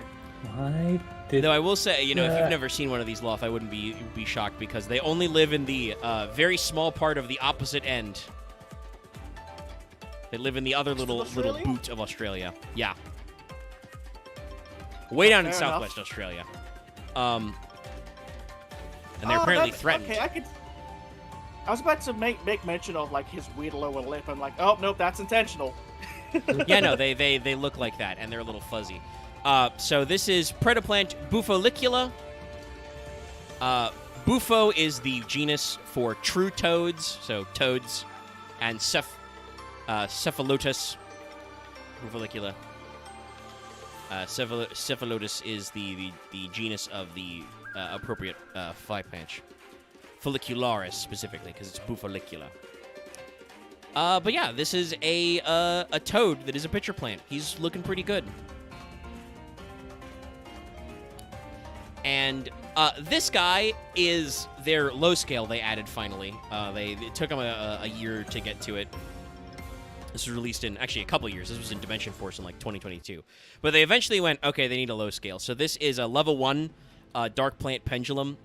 Scale 0, 0 attack, 0 defense. So you have a 0 to 8 scale. And unlike Spider Lily, this guy's pretty good. His pendulum effect is during your main phase, fusion summon a Dark Fusion from your extra deck using monsters from your hand or field as material. You can use this effect once per turn. So it's just an extra polymerization. And also, monster effect, if this card's sent to the graveyard or added to your extra deck face up because it was used as fusion material, add a Dark Pendulum from your extra deck to your hand, except Bufolicula. Sorry. So just do pendulum shit. Sorry, I had to step away. I got coffee earlier. It's been... I don't know what they did. It's been messing me up.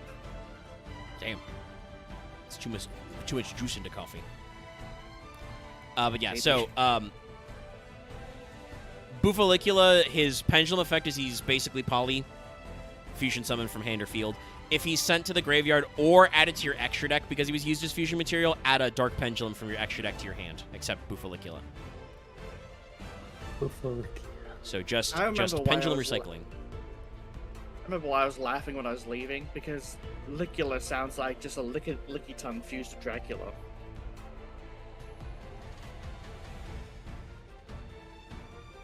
Kinda. Sorry, I have nothing good to add. That's okay. We're grabbing our next. Grab our next guy. Yeah, I know. Curse of yawn upon you. Yawn. Fuck you, Cuff. Whoa. Yeah, I saw this one. What? Sorry, this guy's pretty cool. Some of these later card arts, we get real fancy. So next is another like guy who jumps to mainstay. Like Bufo, you can play Bufo to just have an extra poly. Like he's a decent card. Like I don't know if you're actually pendulum summoning, but he's got some stuff going on. But a lot of these cards are good. Next is Predaplant Biblisp. So Wasp and Biblis. Fly Trap. Yes, which is a... they're called rainbow plants. Now this is giving Hydreigon vibes. Yeah, kind of. Let me... Hold on. Let's do a little shuffling here, chat. Let's scooch this over a little, and then... rainbow plants are also from... Not just Australia, they're also in New Guinea, but they're from the Oceania region. Oh. But they... I've seen some of those before. Yeah. They're basically like sundews, or a little bit like Venus flytraps, where they like have a bunch of little hairs and sticky things, and they slurp you into their mouths.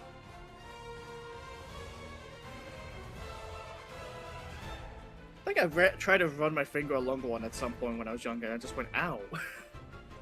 Probably be a little sticky. Yeah. Too many weird plants down here.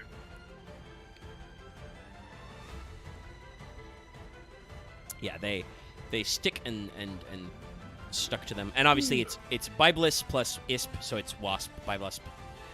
Dark Plant level 1, 0 attack, 1900 defense, because levels don't matter. If this card's sent to the graveyard, add a Predaplant from your deck to your hand, except Biblisp. For monster with a Predator counters on the field, you can special summon this card from your graveyard, banish it when it leaves. You can use each effect once per turn, 3 of. Yeah. Yep. Free summon, free material, search. Bring him back? Yeah. No. Yep. That's easy shit right there. That's right. So, yeah, you don't play Spider Orchid because the other... They gave them a second high scale because their first high scale wasn't that good. Also, this guy looks pretty sick. This is Predaplant Triantis.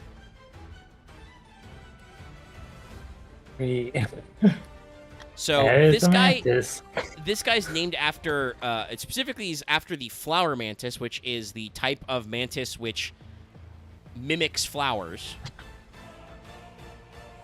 Oh, hey, love mantis. Triantha, which is a carnivorous flowering plant. I like the effect on the energy lines behind it. It looks like rose petals. Yeah, he's looking pretty cool. And fun fact, Triantha is from the Pacific Northwest. Now that's neat. Yeah, runs from Southeast Alaska to Central California. You can't blame Australia for this one. Nope. This is an American predatory plant. But yeah, so it's based on like the types of mantises. Mantids? Manti? I don't actually remember what the plural of mantises is. It might be mantises. But it's based off flower mantis plus the type of flower, which it does look like. That's what it's got blooming behind it. Dark pendulum plant, level 8. Scale 8. 2400 attack, 1000 defense. So gives you a little bit better level 8 to play if you want to play a level 8. It also gives you a better high scale if you want to play a high scale. And its pendulum effect is pretty good. When this card is in your pendulum zone, if you fusion summon a dark fusion monster, you can also use cards in your pendulum zone as monsters on the field for its fusion summon. So this lets as monsters on the field, that's good. Yeah, so this if you just scale Bufo and Triantis, you can immediately fusion summon into a guy, at which point Bufo's monster effect will trigger, and it will add back Triantis to your hand. And also, Triantis activates. If this card is sent to the graveyard or added to your extra deck face-up because it was used as fusion material, choose monsters on the field up to the number of monsters you control. Place 1 Predator counter on them. And if you do, any of those monsters at level 2 or higher become level 1. So yeah, great effect. Triantis plus Bufo means you can just do a fusion summon into a guy. You immediately then get to re-add Triantis to your hand and place a Predator counter. And 0 to 8 is pretty good for all the rest of your little guys. So, like, that's why you could do, like, Bufo, Triantis, Pendulum summon, like, three guys, probably, if you have nothing else in your hand. Fire it off, and, you know, you can get some stuff done. A really good way, I think, to integrate the Pendulum scales to this deck, and, like... Yes. Just the way Triantis, just like, oh yeah, your pendulum monsters count as monsters for fusion material. It's just like, that's good. Like, what was it? There were those few cards I used to run back in the day. There was the Pendulum XCs, Fusion XCs that would just let you use your pendulum monsters as materials for those things. This just does it by itself. Yeah. Along with Buffalant. Buffalo. Not gonna try. Also, yes, I'm reading chat, so apparently you can say anything for plurals of mantis. Thank you, languages. Yeah. They just couldn't figure out mantis. It was just like, eh. It's like how some people say tomato or tomato. It's just like both are correct. Which is funny, because that's not, if I understand correctly anyway. I'm not, like, actually an expert in languages. I'm just good at reading and writing. I think technically octopuses is actually correct, but most people think it's octopi, so you can say octopi. It doesn't actually have to be octopodes. Yeah, I don't think people like to say weird. octopuses. Because no, octopi is another species too. Yeah. But next we have their new fusion monster from this block from Dimension Force in 2022. Predaplant Ambulo Melodies. I like this guy. Yeah. Ambulo Melodies. So, I like this guy. This is another dinosaur? It looks like a prehistoric creature. Oh no! Ambulo Melodies is named after Ambulocetus, which means walking whale. This is a Cetacean. This is an ancestor to whales from when they still had legs. Oh yeah, that makes sense. So this is a big fucker. Yeah, I know. And it's named after Bromelodiodes, which is a type of flowering plant that is thought to be possibly predatory. Like, it might be carnivorous, but it might not. So if we If we combine Bismarck from Final Fantasy XIV and Venusaur together. Oh yeah. Yeah, kinda. Yeah. Just looking at this guy, I like the purple women, I like the red like sort of tattoo design on his body. Yeah, they do some interesting patterning. That's We haven't mentioned it a lot, but I really like the backgrounds for a lot of these Predaplant guys, especially the fusion guys, but just in general, because they have the fucking fusion swirly. Yeah, fusion swirly, and also this guy has like the purple lightning effect too. Yeah. Nah, he's really hot. Yeah, it's like, do you know this guy's a dark monster? Well, we need the dark lightning effect to make him make everyone know he's. What looks like leaves being his scales. Nice touch. Yeah. No, I like this. So, Ambulo Melodies is a Dark Plant Fusion, level 5, 1000 attack, 2500 defense. Its materials are exactly 2 Predaplant monsters, so you won't be super polying this, but on the other hand, any fusion effect can fuse this from your deck. If this card is fusion summoned, add a Predaplant monster or a Predap spell trap from your deck, graveyard, or face-up extra deck to your hand. Yeah. So, fuck you, any of these. Yeah, that's target one monster your opponent controls the Predator counter, or one monster you control, special tribute it. If you do, special summon a Predaplant from your deck. You can use each effect once per turn. Wow. Yeah, I think this guy is just the... I guess a Lunalight version of them just getting their fusion card out. Yeah, no, this is like a great extender. Like, it just means any of your 2 guys makes Ambulo Melodies, which adds a new guy, or gets a spell trap if you need it. And then you contribute your own monsters, or an opponent's monster if they've got monsters on board with Predator counters, to summon a guy, which could be Darlingtonia Cobra. Or other guys that trigger on normal or special summon. Also, by the way, this does mean, again, I talked about how good the pendulum scales are designed, and they were all released in this set, so it makes sense they work together, but... Bufo, Buvalicula, Triantis. Buvalicula effect, fusion summon from the pendulum scales. Both go to scale. And then, distribute counters and stuff. Summon Ambula Melodies. Buvalicula adds back Triantis. Ambula Melodies adds back Buvalicula. You can also pendulum scale and still pendulum summon after that. Yep.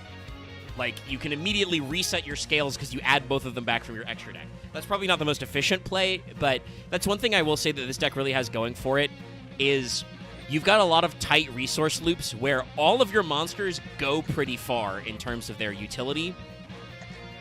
And even if you don't rescale them, it adds them back to your hand so you can use them as fusion materials again. It doesn't feel completely bullshit like when you're dealing with something like, I don't know, Tearlaments, where it feels like they have endless resources. Yeah, Tearlaments was... I don't mind the game design. I just think that, unfortunately, there were a lot of other cards released, like the using the Link 3 Curiosity to just mill cards off your deck, the Lightsworn Link, and then the Ishizu cards is just like, yeah, it feels like Tearlaments has too many resources forever because you basically you keep shuffling shit back forever, and it's like really hard to deal with. Yeah. But next we're going to talk about another dragon. Yeah. Yeah. So this used to be the capstone of this deck back in the day. This is Starving Venom Predapower Fusion Dragon. Alright, this card, don't remember this card all that much. It looks like... fairly new, it's from 2022. Looks like Starving Venom just ate one of the other Predaplant dragon guys. No, this guy's pretty neat. Like, his feet are fucked up, but they're weird bug feet. Like, this is a dragon, but he's also a bug. That's okay. He's also... Also, chat, I do want to say, we've done all the Dimension Dragons before. That's not why we're not doing literally every Fusion/Venom Dragon guy. I am reasonably certain that when we did do the big Z-Arc Dimension Dragons episode, I joked that this guy was doing Super Boo's Human Extinction Attack then. I'm going to do it again. He's doing Super Boo's Human Extinction Attack with all the little homing lasers. Yeah. I was going to say he's doing a fucking flying knee strike. Well, he's also doing that, but he's shooting lots of lasers. Not that you'd be able to tell in this card's original printing, which is secret rare only. You can't see shit. Look how blurry this is. He is so chromed out. You would almost think that that whatever is there that near the top left is his head, with how blurry that is. Yeah. Anyway, Predapower, which is, by the way, just Starve Venom Predator Fusion Dragon. Again, the Predap is just Predator in the OCG, and the monsters are Predator plants. So it's out there. This guy is a Dark Dragon Fusion level 10, 3600 attack, 2500 defense. 1 Dark Fusion monster plus 1 Fusion monster, so we're climbing the ranks. This card is always treated as a Predaplant. Once per turn, when a card or effect is activated, you contribute 1 monster from either field with a Predator counter. If you do, negate the activation. If this Fusion Summon card you control is sent to your graveyard by your opponent's card, target a Dark monster in your graveyard, special summon it. You can only use this effect once per turn. So this is another reason why Ambular Melodies as like a low-cost guy is pretty good. It gives you a relatively cheap Fusion monster to summon. You get to 2 Fusion monsters. You can make this guy, who does not replace himself per se, but does float into another Dark monster, which is presumably one of the Fusion monsters used to summon him. So, opponent's card. Yeah, if your opponent blows it up, target a Dark so monster in your graveyard, special summon it. And this is a Dark monster? So it can special summon Can it itself? target itself? Is sent to the graveyard by an opponent's card. Target a Dark monster. Okay, so yeah, I think actually it can float into itself. It doesn't say other than this card. So you can either go into this guy and just bring him back. It is a hard one, so you can only do it once per turn. But it also means that if you don't want to do that, you could float into one of the guys, like if you made greedy or regular Starving Venom, who blow up the whole board when they go away. You can also do that. So that's pretty solid. And it does give you a negate, though it is, again, a conditional one.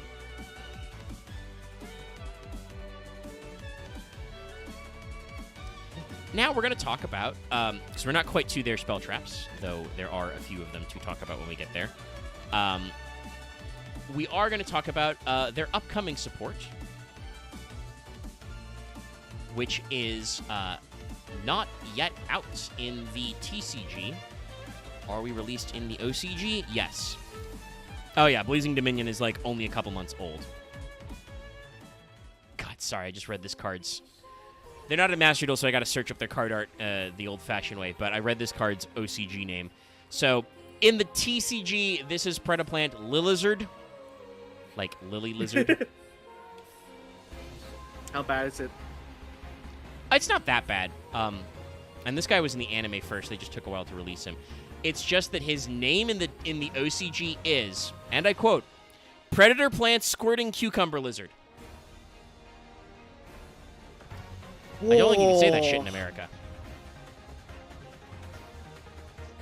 This isn't going to get demonetized, is it?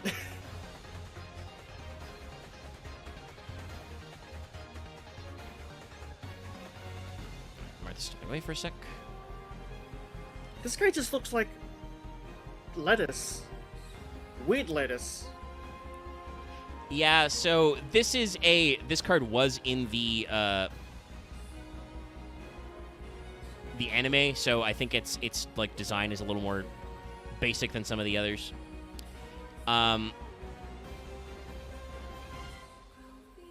So this is named after the Ekbolium genius, which it does mean squirting cucumber. They are a type of plant that, when disturbed, they shoot a jet of liquid that has their seeds in them. Yep, they squirt. But yeah, Predaplant Lilizard. Does right what it says on the tin. Yeah. I hate it. So, Monsieur Predaplant Lizard is a Dark Plant 3. We're going back to our roots. 12/12. If you control a Predaplant or a Starving Venom, you can special summon this card from your hand. Then add a Polymerization from your deck to your hand. Not a Polymerization card, by the way. A Polymerization. But still, regular Poly is pretty good. Yeah. You can target a face-up monster on the field. It becomes dark until the end of this turn. If this card is special summoned from the graveyard, specifically, you can draw a card. You can only use each effect once per turn.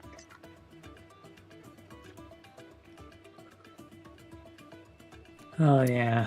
This is a card that, like, when this hits the TCG is going to be, like, a 3 of, probably, because it's just a free extender.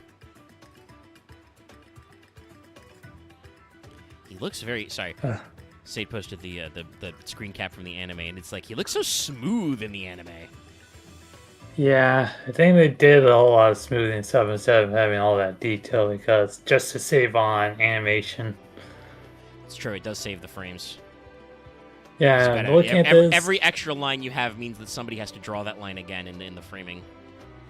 Yeah, looking at those CG stats, it's a 2 of, mostly. Okay, that doesn't surprise me. He seems like a 2 or 3 of. I can kind of see it. Like I said, Darlingtonian Cobra is still a card that's good enough to run as a 1 of Garnet, but it's a literal once per duel effect, so there's no reason to run more than 1 copy. That does mean that, you know, you may have to find out some, you know, some ratios.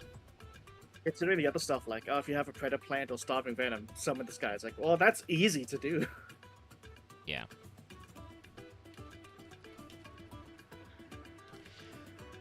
Also, I do believe that I don't think we have official translated names, but most of these are pretty, like, there's no reason to change them, I don't think. Yeah. This next one is Predaplants, Longinophilia. Spider.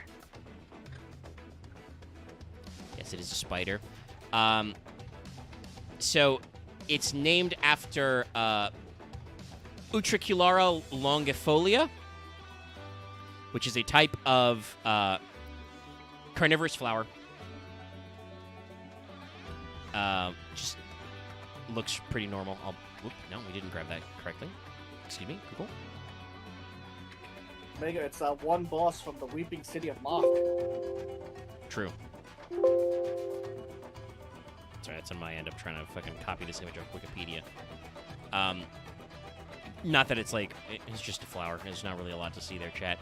But it's also, it gets its name from Nephilia, which is the genus of orb weaver spiders. So it's specifically an orb weaver plus a carnivorous flower. And you can see the exact image of that flower on its back. So, it's okay. Like, I don't hate the design. It's definitely much more on the spider than the plant part, but that's okay. This is their second tuner. This one's a level 1 tuner, so it's good. Okay, that unlike is... Banksy Ogre. Yes. Let's just look at this usage rate. It's a 3 of. Oh, yeah, no. This is a Dark Plant Tuner, level 1, 600 attack, 100 defense. If this card is normal or special, you can add a Predap card from your deck to your hand, except Longinophilia. So that includes all Preda plants, monsters, and all Predap spell traps. So it is an Omni Searcher.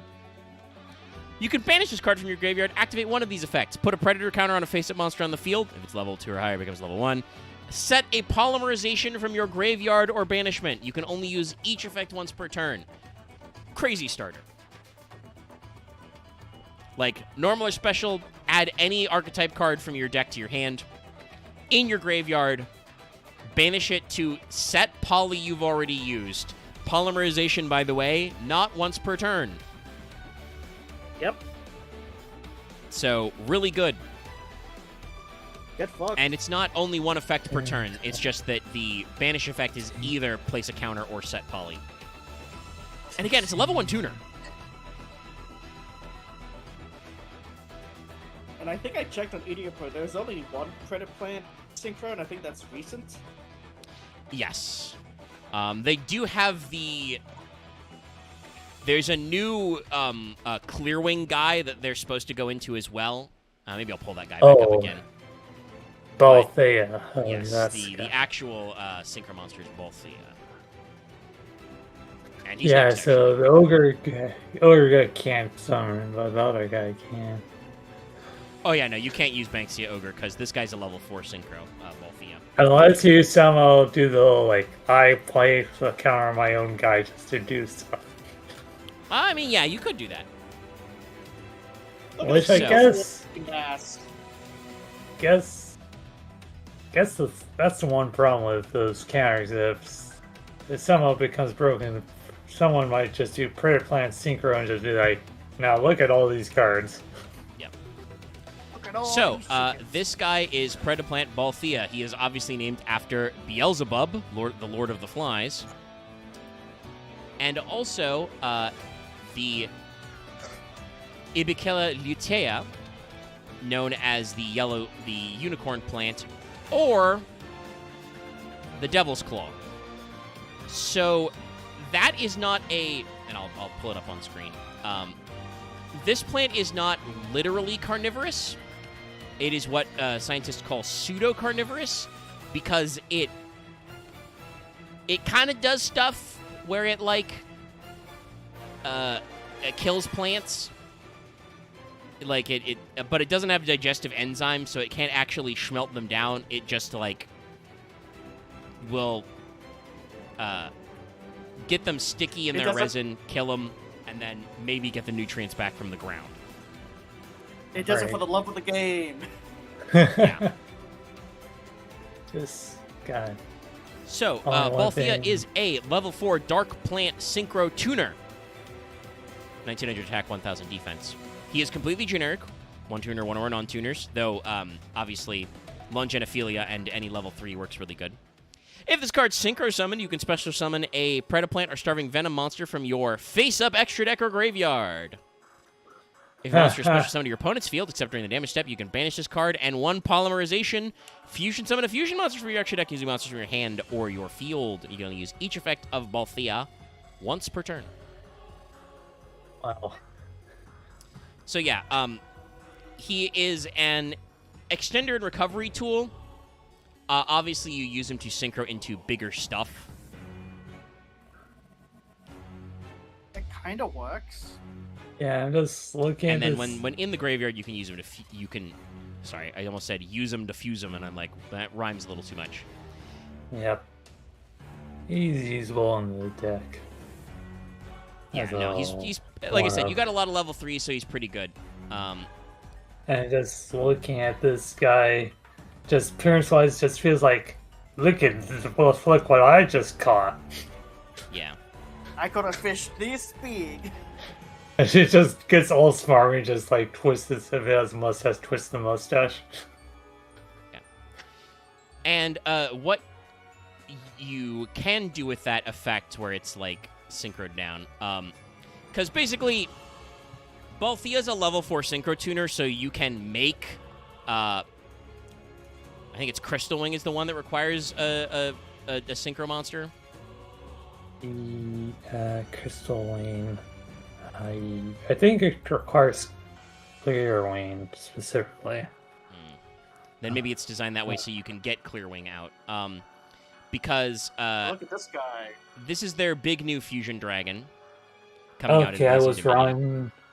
Crystal Wing Synchro Dragon requires a tuner plus non-tuner synchro monster. Okay.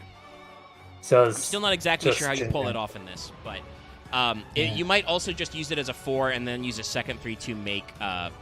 you make Clear Wing, because Starving Venom Wing Dragon, whose full name in the OCG is Supreme King Violent Dragon Starve Venom Wing Dragon. Yes, he does have dragon in his name twice. I forgot, yeah, these are Supreme King.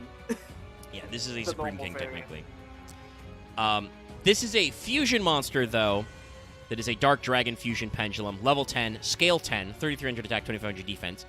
Its pendulum effect is every time a monster is special summoned to your opponent's field, put a Predator counter, and it becomes level 1. It's a fusion monster that is 1 fusion monster and 1 Clear Wing monster. So basically, you make Balthea, you put another 3 on board, you can fuse them into Clear Wing, not Crystal Wing, Clear Wing, because that guy is generic 7. And then you can fuse them into Starving Venom Wing Dragon. Once per turn, when your opponent special summons a monster face up, or special summons a monster's face up, target one of them until the end of this turn. This card gains attack equal to that monster. If you do, negate its effects.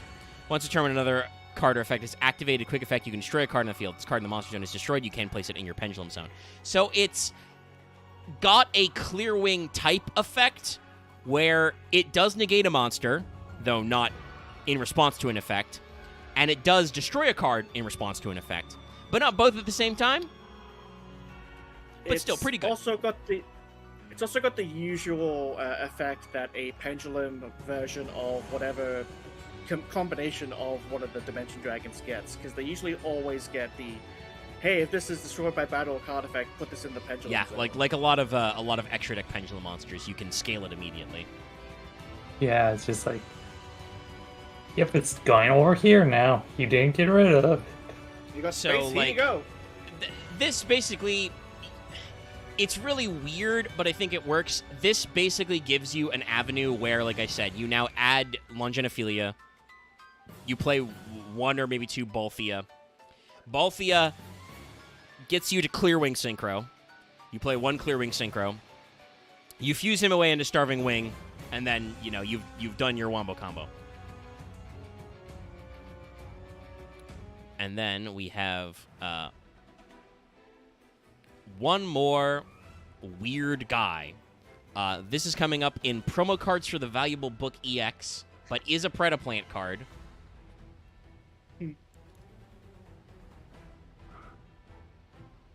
Who could it be? And let me see. Can I find a good card art of him? His name is Dia Devil. Oh, yeah.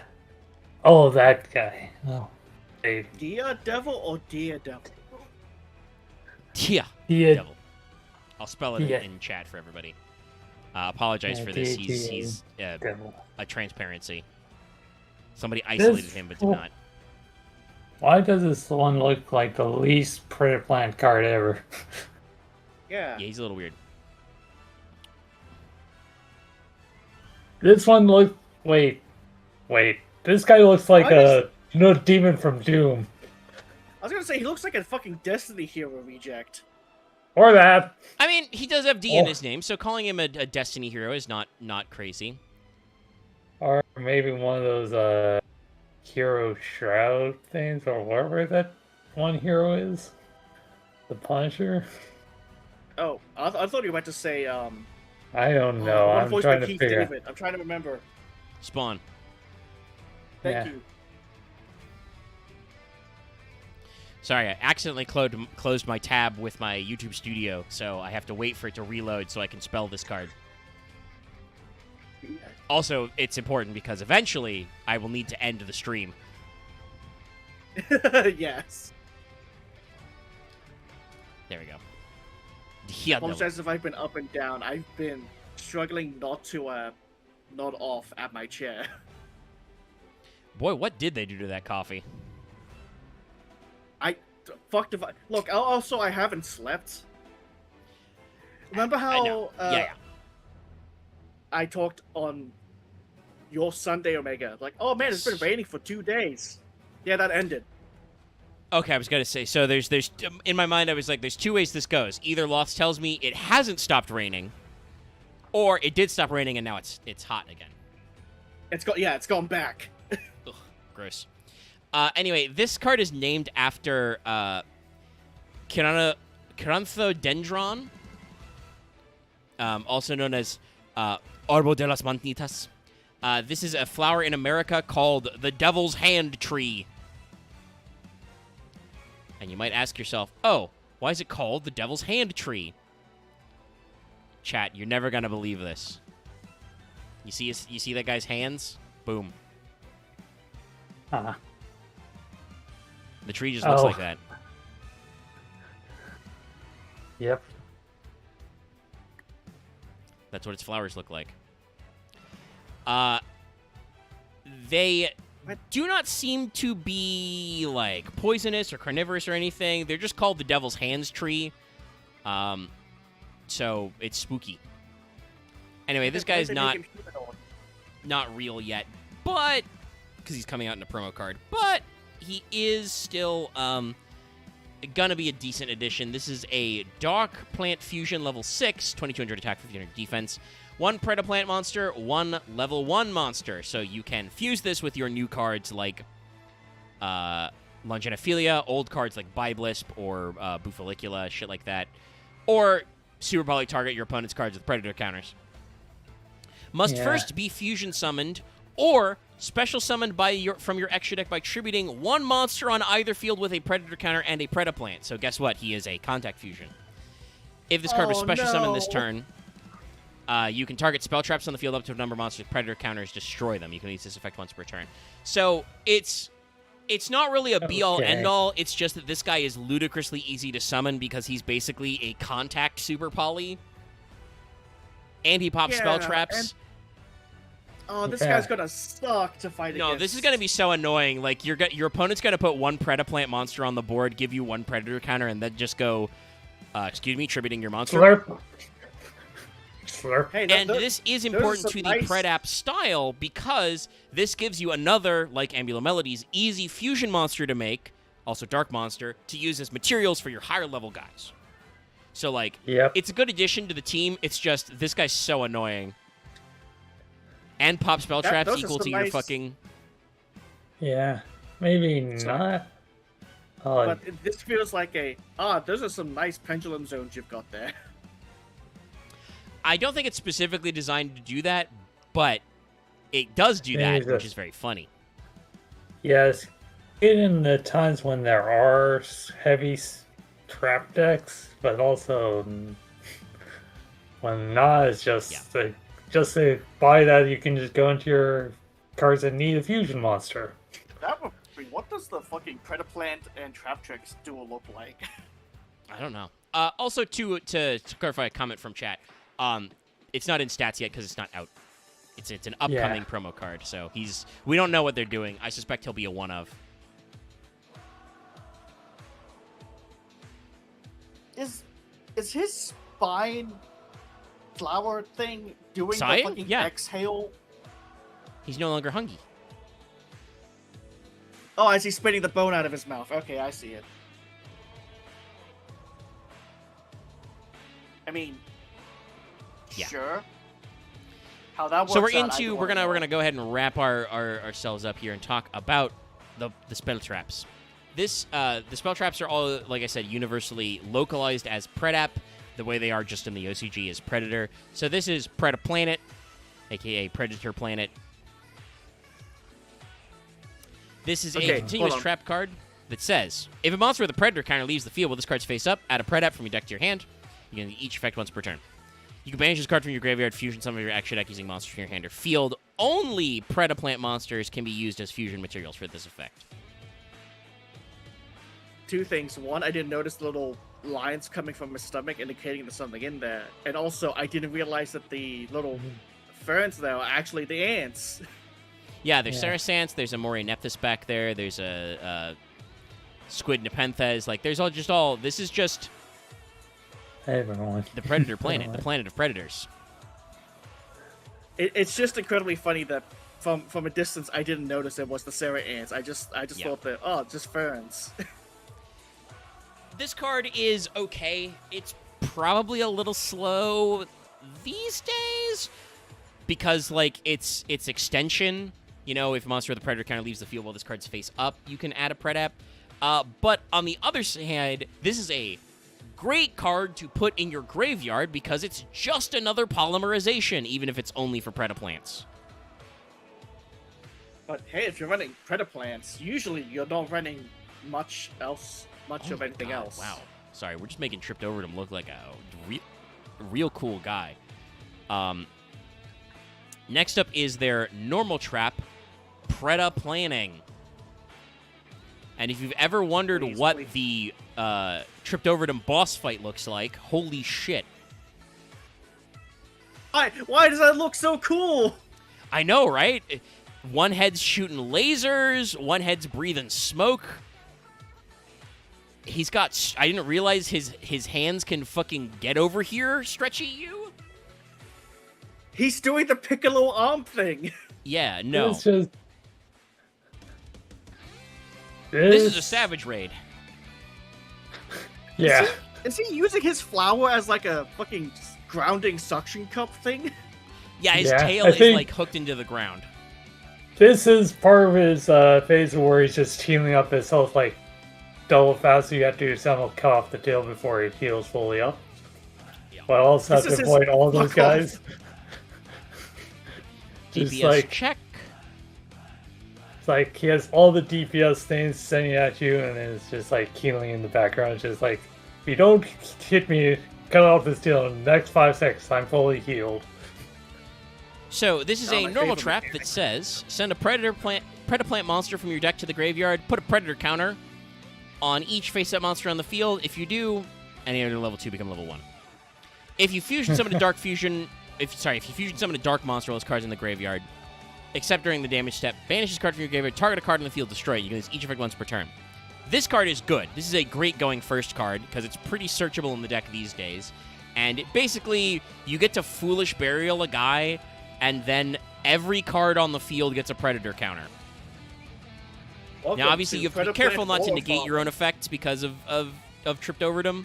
But if you make Tripped Overdom, after your opponent's whole board has Predator counters. Yep. That's why he's on the card. You're planning for his arrival. Yep. That reminds me. I don't know why this reminds me of Omega. I still haven't watched. Was it Loophole? I will be watching it after this if I'm not asleep.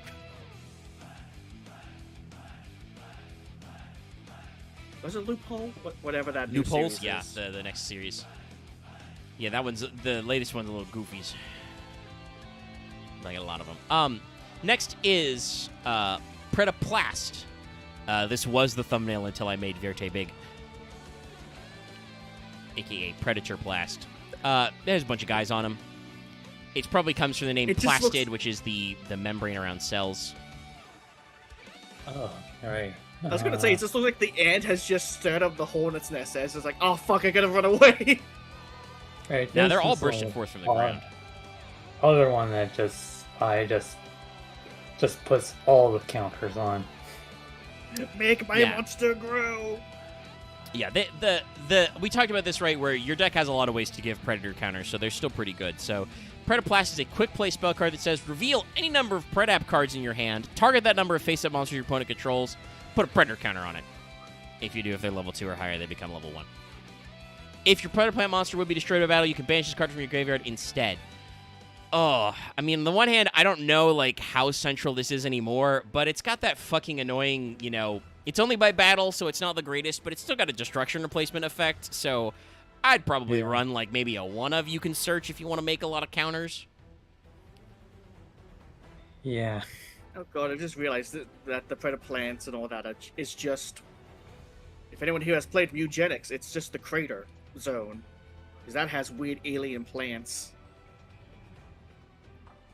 Yep. Also has a fucking bitching ass music. What's the next? Yeah. Next, a card that, you know, also just makes sense. It's Predaponics. Predaponics. They're, the OCG name for this is Predator Planter. Predaponics is pretty good. Look at the evil fucking pot plants. Yeah, no, it's these are all Flytrap, obviously, but they're in evil planters. In an evil greenhouse. Yeah. With stained glass. Like, how much more evil do you need to get? Just put stained glass in. That's how you do it. It's so evil. The evilest.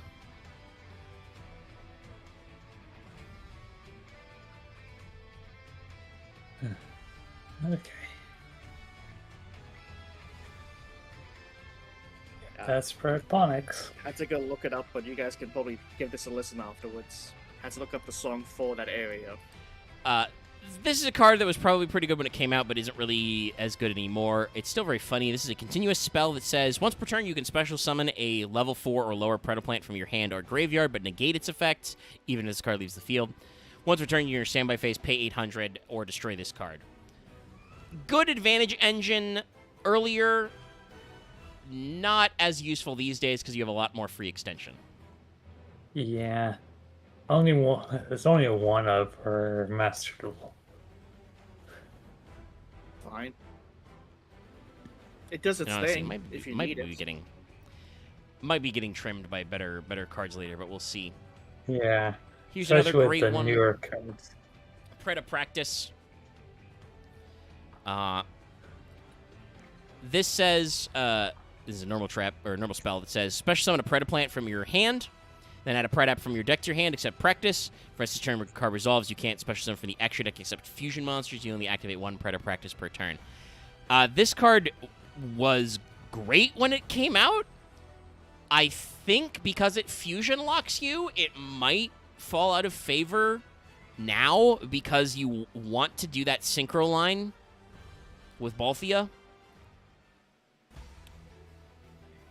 But it's still a pretty strong card. Just special summon a guy, add a Predap. You know, you can always set up for later. Depending on your options, and if you're not playing Master Duel, this is a side deck card. Yeah.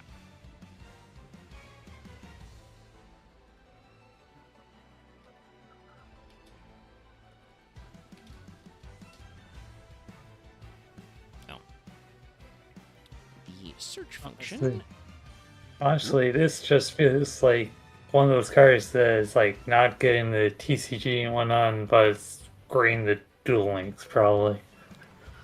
Possibly. I will say that that's one of the if I believe correctly, it's either Preda Practice or Preda Pruning, a card which is later down the list. But one of them is a card that people have said, oh yeah, this card's gonna be super broken, and like there have been mini buyouts about, and then Predap hasn't been that great. But it's still pretty good. Okay. Sorry. Wikipedia is breaking down a little bit, so I'm temporarily losing access to the search menu, so I had to manually search out Predaprom Fusion. Predator this is Prime the one you Fusion. said was awful. I don't know about that, but this is a quick play that does some stuff. This is if a Predaplant monster is on the field, fusion summon a Dark Fusion from your extra deck using monsters from either field's material, including 2 or more Dark monsters you control. You can only activate 1 Predaplant per turn. So basically, this is a quick play spell card, which is designed to get you to Tripped Overdom. Yeah. Like, gives you an extra attack. Yes. That's the materials that I assume it expects you to use. Yeah. I see the shadowy outline of what is targeting Venom Fusion Dragon. Yep. And just 2 plant guys going, eh. I think those are Cobra and the other one. Now, yeah, it's Memoria Nepenthes and Flytrap. Now, this is interesting because this is a quick play fusion that can be activated in the battle phase so long as you control a Predaplant.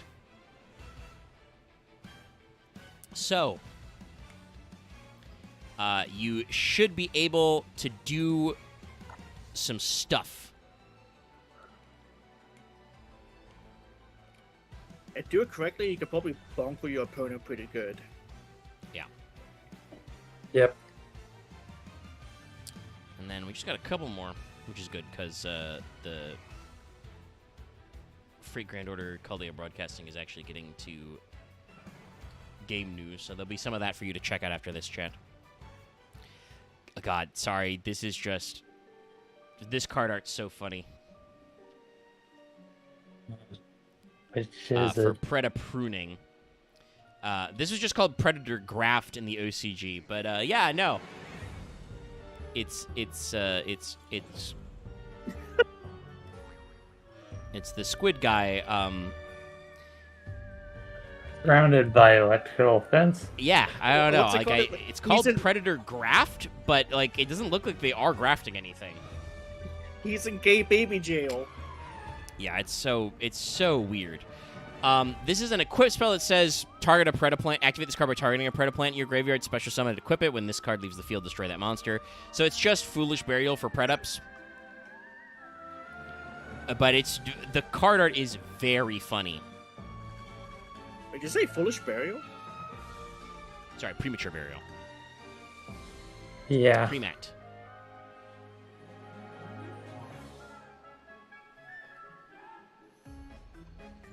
Yep. Probably not used as much anymore.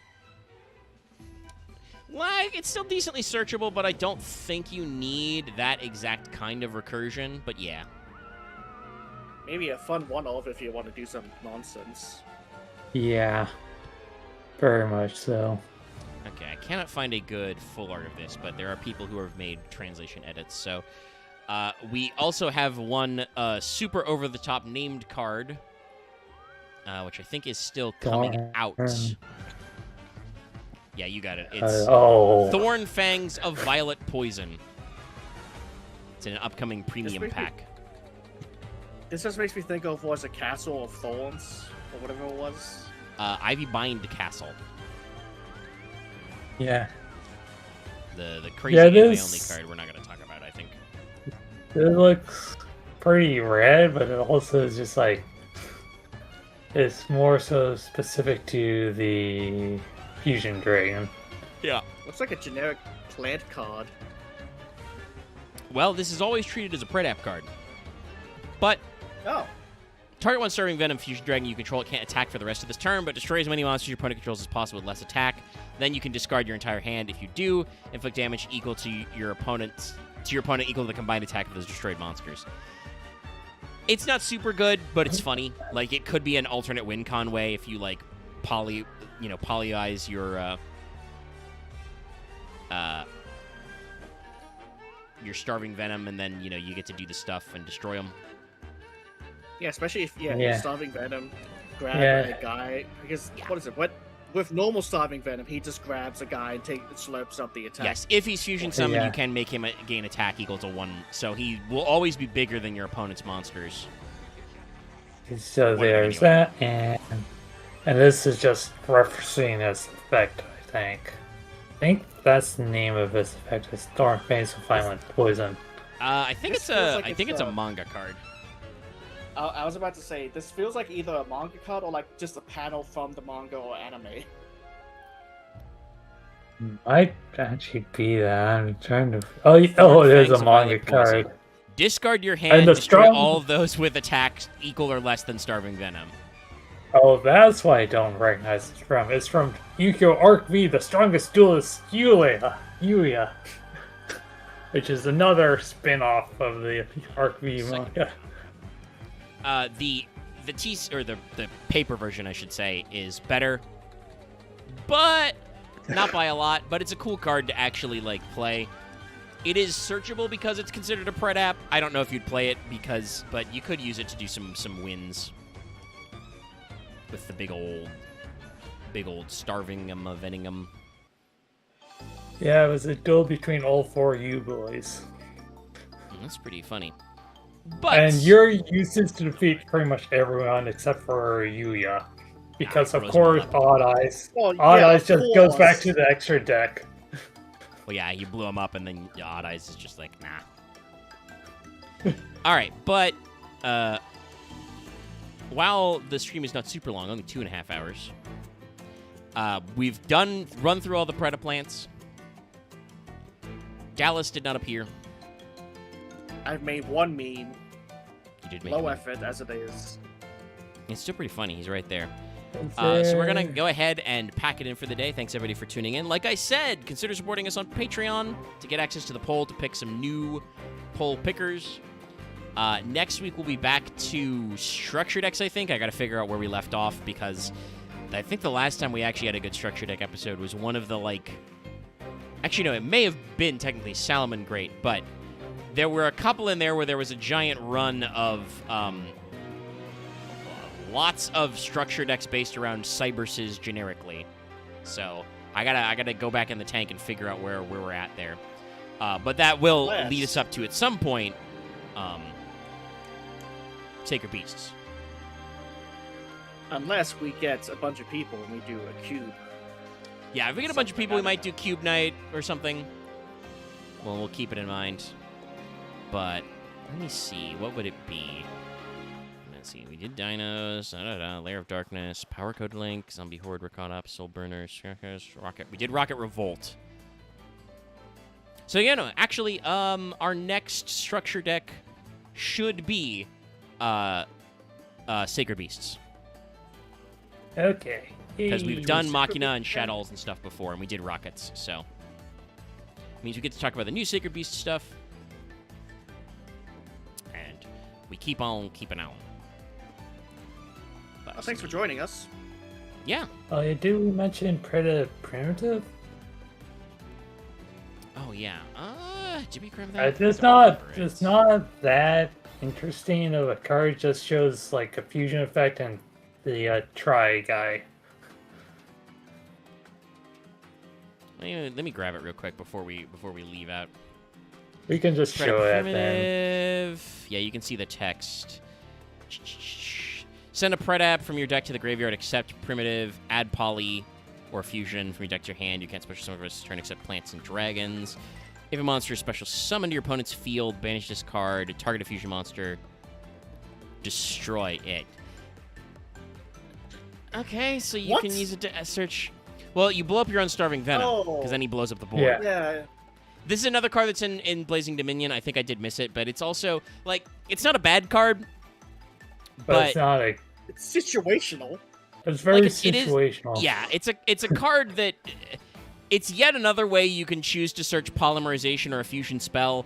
There are about 9 gajillion ways for you to do that in this deck, so you could play it. Omega, I know what this is. What? This is the kind of card that the game Legacy of the Duelist would have you do a fucking story deck with and go, no. You have to use this card to win. It does kind of seem like a challenge stuff. But we'll see. All right, anyway. I remember you struggling. We're gonna bounce on out of here. Thanks everybody for tuning in. Come back to us shortly. It'll be maintenance and FGO at midnight, and so there'll be a new Wanted Up. Please watch that video. Please tune in to us, with us tomorrow for Final Fantasy XIV. I'm not sure what the correct verb is anymore. And if you missed it, watch Resident Evil 6 from yesterday. We finished Chris and Pier's campaign, and boy, did Lucky and I have a good old, great old time with that. Anyway, that's going to be it for me. Good night, everybody. Don't forget to like, comment, subscribe, and like I said, check out Patreon. Bye.